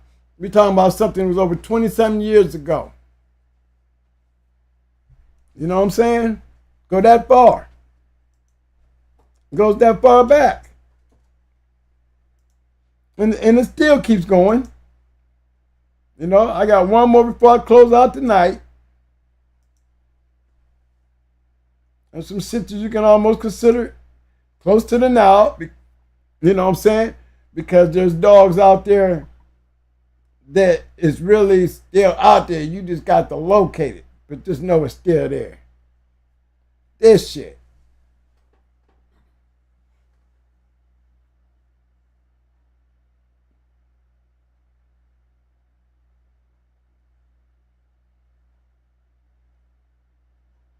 There's remnants. Take a big shot. You know, you do wrong and stay out there too long, you know what happens. This is about the last of the last. From that yard. Put it like that. You enjoying it and spending it and doing what you're doing, you know, like all the great drug dealing dog man who had the money to go out there and flash it and buy it and do it, put it down, and money was not an objective, and you down there in those areas of the West Coast able to tap into the Cajun country, Mississippi country, Bama country. Your money's taking you and giving you those opportunities to succeed. You don't have no other choice but to succeed. As Shady Days. as pro set. These are kennels that had the money to go out there and buy their match dogs and make their match dogs great. Wouldn't even have a name if don't be for the point that they had the money to get the dogs to do what they wanted to do with the dogs. And that was match dogs and win. When you gambling, you got to be gambling with the right shit if you're going to call yourself a gambler in that sport. There's no such thing as being a great gambler with a match dog that you can't win.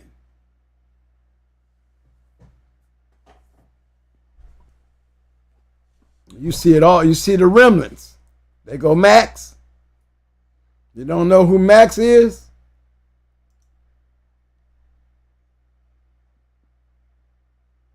You seen that dog. You seen that stuff on my yard. Right off of him.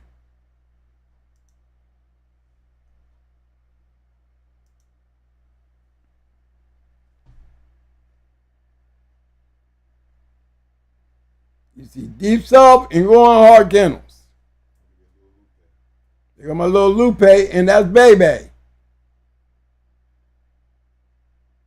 They go Twisted Nico and Naya. Look at the breeds that I was making.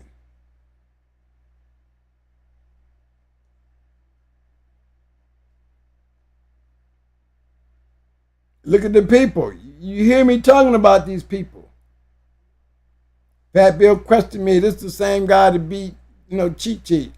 Yet you see me with his shit, so why wouldn't I know him?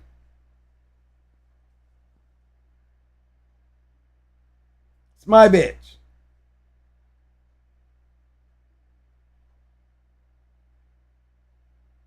You know what I'm saying?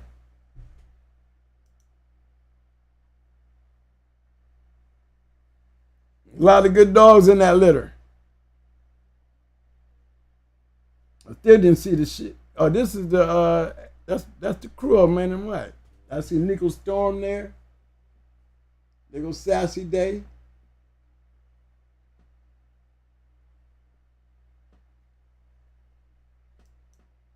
But yeah, these was breedings that we was sitting back making, man.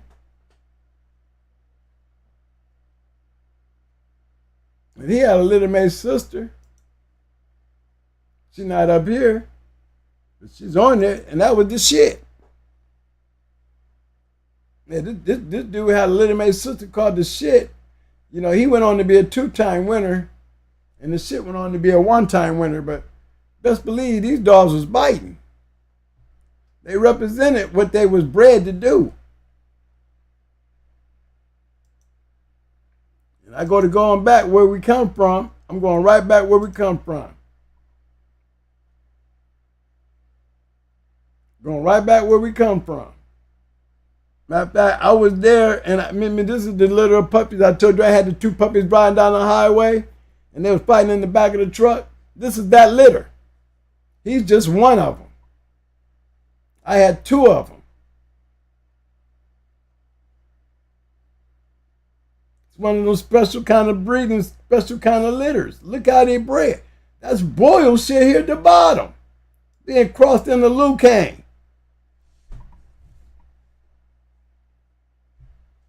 There's all the bolio you need.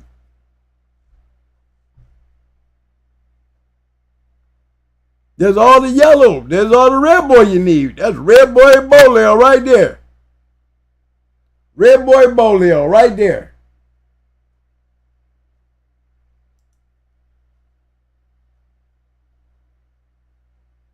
Y'all see it?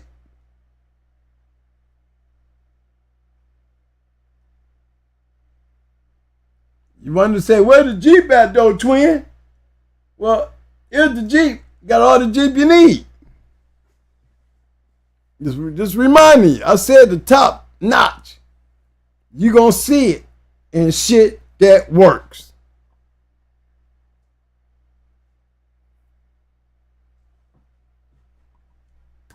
Just point it out, fellas. You know what I'm saying? Just point it out. You know what I'm saying? If I was green and trying to learn something, I'm gonna do you like James Pope did me. Once you figure out what works, you'll know what to do with it. Just best believe this. Anything that's sitting on the top of that register merit list is there for a reason. It's there for a reason. Because what everybody else talk about, once you figure out why they're there, then it'll be easy for you to know what to do if you want to win. Or to have a good dog. Once you see it enough, you'll be able to do what you see. And I was able to do what I saw. And I was able to still take the Mayday, take the Stone City, put it together, because that's what I saw, and do what everybody else was doing, including my proteges, was able to do the same thing. Why was we doing this? Because we all was on the same track, and we all were dogmen. They probably wanted what I wanted. Just the privilege to be able to hold that one through my legs and scratch for that championship, to know that I had a champion between my legs before and had to go and put in the work to get that. And we didn't have a lot of trials to deal with because we was already self-made based on the kennels that had befriended us, like Hardcore and Stone City, Deep South. You know, even Sean and them from Bull Skull and Halston now. How you think we was able to breed the Emmett and Wacko before Wacko lost? You know what I'm saying? Yeah, and I've been around Emmett, Sparky, Wacko. There's another one I wanted to say, 9 Millie. Got a picture of my kennel partner, whole 9 Millie right there on the couch in Big Mike crib. Only reason I never kind of resented it to you guys is because, you know, he's anonymous. You know, but I had that picture because I'm the one taking these pictures. But this is what I'm talking about when I'm saying we were dog men. We was doing dog man shit. You know, I don't understand what y'all calling dog man today. You know what I mean? I'm missing that, but it doesn't bother me none because I'm not a part of that. So, I mean, I'm just trying to figure it out. I'm just trying to figure where is it going. I'm trying to figure out what's going to happen. But as long as I've seen certain things that I've seen, those special things like this shit, I have hope. Our shit's still out there. Regardless of which way it's going. You know? When I see Gameville shit moving around out there, whether it's Gameville, 50-50, FTD, WK, whatever it is, it's still the same people.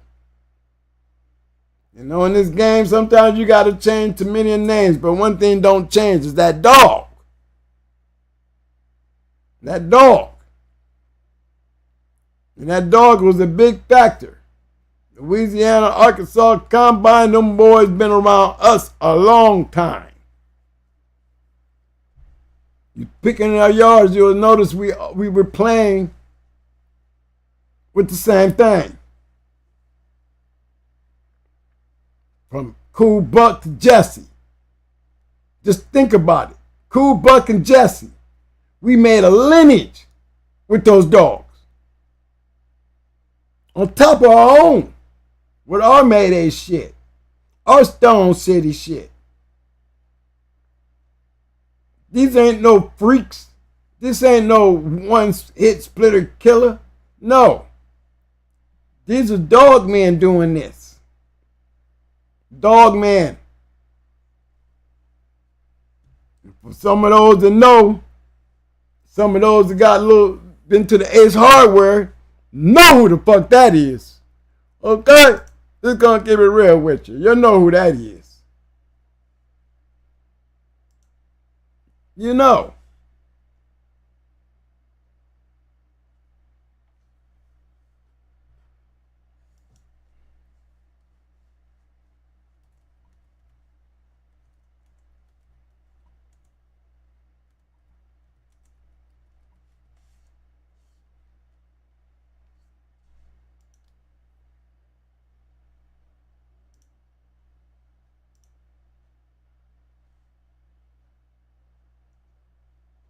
Greatness is how you build it.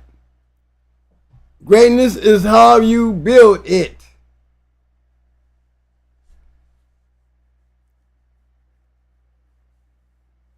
That there is a grand champion.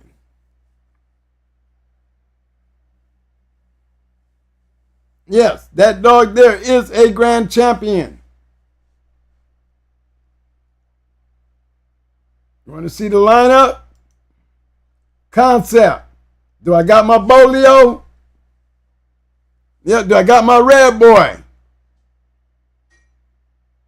All up in there. All up in there. You see it. Just in him alone. Just in him alone.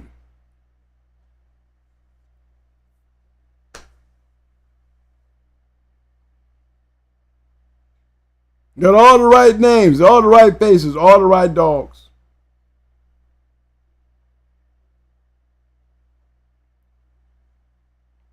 Got it all the right Bolio, all the perfect Bolio. Y'all see what's up there. Y'all see how they did it. And they added the Jeep and the red boy in there. These are the things I'm talking about. It's not by coincidence. It's not by coincidence. Not even the bottom. Not by coincidence.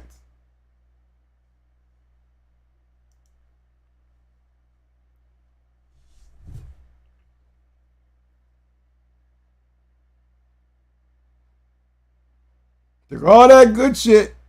What did they do with it? What did that dude do with his inbred Jeep shit? Because that's what he is. He's heavy Jeep. We got to say Eli. You see Mountain Man Bill?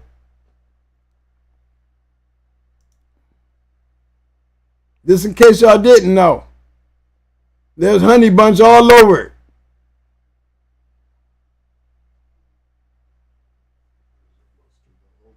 Low positives, Buster, all that Eli stuff, all that Eli Jeep. Where we go with it, the same old concept, y'all. I will definitely show you. What is it again?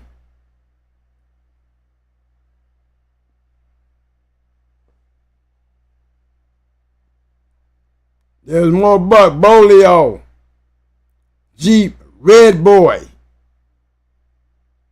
Factors. Who's on the top of that registered merit list? A whole combination of that shit. Just the same. Just the same. Because say the same thing about that bottom with that drama side. We done seen enough of that shit on here. Look at this shit.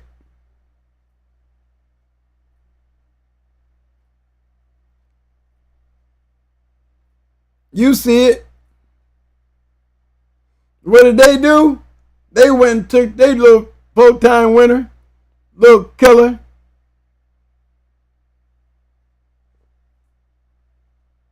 With all that Eli in there, with all that Frisco. Ain't Frisco on that list?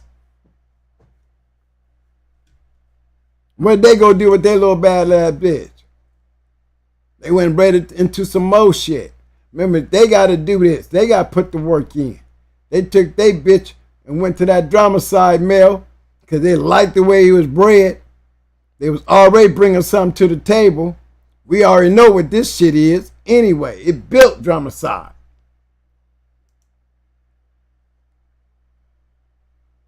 Then they get something out of the pie. And you end up with a grand champion. A grand champion has been whooping shit. Part of the history of the game. Let the story be told. Two great dogs, as those are two great pedigrees by two great dogs.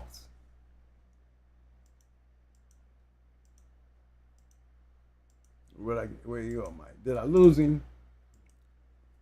You know, I did lose him. My boy. That right there. These two. Two great dogs. Pedigrees damn near the same.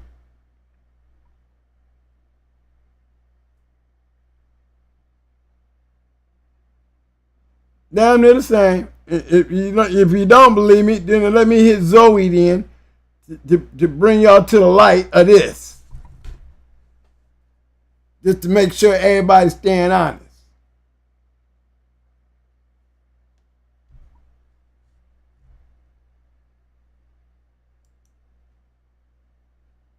Greatness is built. So you can't tell me that you still can't put that shit together and make it happen, Captain. Thank you, everybody. I mean, I like to go around through them pedigrees and show you the combination. Again, you know, it's not just throwing shit together. And it's funny, those that are notable, they're still building that concept. And I'm sure we can do that with a lot more other dogs. So as y'all find these dogs and bring them up to our attention, we put them up, we'll sit there and we analyze it and see why it worked. I'm only showing you shit that's relevant and showing you these are the capabilities and the possibilities of going in this direction. And anybody who wanted to win, if you notice, they got this particular direction that they're going with their shit that they seem to be, you know, and if you notice, the dogs are still there. It's just the people and the dogs that's coming off of these lines that's making the difference. You know what I'm saying? Those people that did it are back there. Those people that are doing it is right here. It's coming from those people who did it.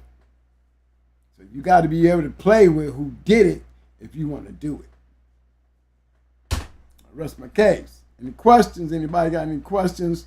I hope I went over that thing. I mean, I like talking the dog man psychology. I'm starting to sound like schoolboy now. I really feel like I am. You know, he done taught me how to be a teacher. You know, I'm going down in here, breaking shit down and pointing shit out. And if I'm doing it at the right pace, some of you guys can realize and recognize what I'm saying. Maybe what I'm saying and you actually recognizing that there is a point to what I'm saying. You just got to take the time to look into it yourself and then check your own yard and see if you feeding the right shit, even if you ain't doing shit. You know? I want to give a big shout out to everybody who took the poll tonight. The poll question was, who bred the better dogs off of Bolio? I had 122 voters. Good. For the voters. I have 80% Pat Patrick, 20% Indian Sunny. Either way it goes, they both great dog men. I would just say Pat Patrick had Bolio the longest. He did the breeding. He was the breeder. So he bred and sold a lot of shit. Sonny didn't have the same opportunity once he lost it. But still was able to have some shit out of Bolio to come off that Indian Sunny shit. So if anybody want to look hard into that, that's still, you know, based on what the dog men do. They're both two great dog men. But it's something that you want to take a look at because we still talking about Bolio. And we've been seeing Bolio through every damn thing. If you had to look close enough, you would have seen the Bolio down in the Hollingsworth shit. That's Indian Sunny shit. That's not Pat Patrick. You know? But then you turn around and see the little tater shit in the buck. That's Pat Patrick. So regardless of what the situation is, one believed in the Eli Corvino, one believed in the Klaus Tombstone. Either way it go, they both was able to produce with Bolio. You got one more point, y'all. It was a factor that I missed before I go. I want somebody to I want none of y'all to come back with me later and say, Twin, you got that one. You already know which one I'm talking about up here. Let's not forget this dog here is a Grand Champion Dog of the Year itself. That is Grand Champion Macho Buck. So like I said before, both dogs got the same lineup. Both dogs got the same lineup. Both dogs got Mayday. Both dogs got Bolio.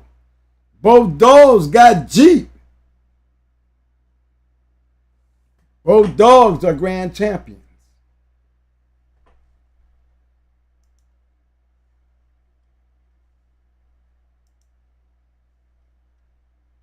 That's a grand champion there. And that's a grand champion there. Both dogs line up and end up back in the same place. Just coming a different way. But it's the concept and the chemistry is the point that I was trying to make tonight. Like Mike said, can't do it if you ain't a dog man. The dog man, the only ones can be able to do that and pull it off. Whether you're a breeder or you a hustler. We told them that from day one. Day one. First video. Which one you gonna be? You gonna be. Which one you gonna be? That's all. Whatever which one, learn your craft. Know your craft. Because best believe I'd take either one of them have on my yard. Be happy. Right. All right, fellas. I need y'all to do me a favor because we're going to close this down right now. I still got 50 people in the room. I know y'all been keyboard happy tonight, but help me out here. Help me out here to all my dog men in the house. Give me them damn thumbs up, thumbs up. Thumbs up, thumbs up. Muscles. Muscles. Muscles. And to all the dog men in the house, get yourself some damn roses. Roses. You need them damn roses. Show the love, show the love. Big shout out to everybody, man.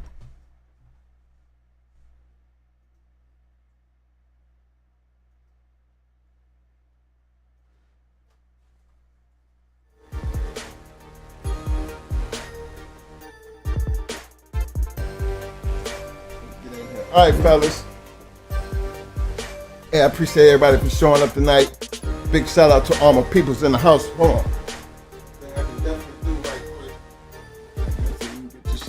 I got to get my shout outs in. I see a whole lot of my peoples in the house. Big shout out to my man Ron King in the house. MB4 Fire in the house. Appreciate the love, fam. Big my man K-Walk. I see you, fam. My man, Mr. Damon Johnson in the house. What up, fam? Show love. Big shout out to the War Chief. I see you, fam. S2W all day, baby. Big shout out to my nephew out there in the house. Scratchline News. Love you, fam. Big shout out to my man, Bud Johnson in the house. Appreciate the love, fam. Yo, Melee. I see you, fam. SPK, American Pitbull Terrier, Kennels. Much love to you, fam. Cool Beams 1203. What's up, Cool Beams? What up, baby? To the lovely man. What up, fam? Big shout out to Uncle Willie's Kennels in the house. What up, Uncle Willie? Like I said, big shout out to my man Burning Star. Big shout out to Richard Garcia, aka Schoolboy. Big shout out to my main man, Eli Monster in the house. What's up, Mr. Monster? Another big shout out to Bulldog Jones for coming through, sharing the love. That's right, Mr. Bulldog Jones. Appreciate the love, fam. My man, El Diabolito. Big shout out to you, fam. Much love and respect, fam. Bulldog man representing Ohio in the house. Right. What up, fam? Let me see. I don't want to make sure. I'm going down. Erica Henry. Big love, fam. We see you. We see you. What's up, fam? What up, fam? Hey, man, look. Nice show. The history of the DOGMEN. It started way before we got here, fellas. All we can do is just speak history, facts. Everything he showed you, it's been done already. You can't go back and change it. You get a chance to see the results. You have an ideal, what it looked like when it's all said and done. But this don't happen without the dog men and dog women who have put in that work. You know damn well they couldn't see, look into the future, so they had no idea what it was going to turn out and be. But the thing, they put in the work, they believed in what they was doing, and in the end, history took care of the rest because they got results. If they didn't, we wouldn't be sitting here talking about it. So it don't matter if you running up the wall, running the treadmill, you know what I'm saying? Pulling weights, confirmation shows. Hey, it's gonna take a dog man and a dog woman to be at their best to make it even worthy of even talking about. It's just a matter of which one you're trying to be. So big shout out to all my dog men and dog women out there. This show is meant for you, not to discourage you. We're not here to discourage nobody. What we are definitely here to do is encourage you to be the best that you can be with these damn dogs, because the dog can't do it without you. The dog man and the dog woman, regardless of what you're trying to do. You gotta really respect that part of the game. And that's where we at with that. So as we always, we talk about this. We've had the last couple shows of trying to get that point pulled across, and we're only addressing issues that we have actually had. Some of the newbies, sorry, some of you newbies don't understand a lot. Sometimes I see a lot of newbies just talking, you really don't know what the fuck you're talking about. Is it because of something that you heard or because something that somebody told you? Okay, that works if you actually go out and do your damn research and try to at least prove what they just told you. But if you put in your own work, everything that we're showing you, it ain't gonna change. It's gonna be what it is. It's not gonna change just because we sitting there showing you like it's gonna change when you go look at it. It's gonna be the same shit. To me, that's the receipt. That's the facts to what we're sitting here talking about tonight. We wouldn't talk about these dog men and dog women if they wasn't relevant. And that's what it's all about, man. Moving this game forward, regardless of how you doing it. But make it worthy of something to talk about. It's nothing wrong with trying to be a part of history. It's actually a privilege. Makes you worthy of being talked about. Why would we let people forget these people based on their work? That's how history generally works. We still talk about Tudor. We still talk about Maurice. We're going to start changing some of these names around, like Gameville, FTWK, all them. Bring it on, however you want to call them. Them our people. Why we going to let y'all forget about them and the Mau-Maus and the M&Ms and the Loctites and the Lockdown Rudies and all these people that we can sit here and talk about, the Stone Seed, the J-Bo. I mean, come on, man. My list get long. These are dog men, man. Come on. It's our job to make sure y'all don't never forget. And it's your job to bring the future, to change those names, to maybe one day be your name. But until then, we're going to keep working on the history of the American Pitbull Terrier. And one damn thing's for sure coming out of this camp here. We always. That's damn sure. Especially coming out of this camp. We always scratch the wind. You better act like y'all know something, man. Know And that. for real. Be that. Do that. Don't talk about it, but be about it. We're going to see y'all Friday. Until then, everybody stay safe. To that. To that. Hey. My dog of the night.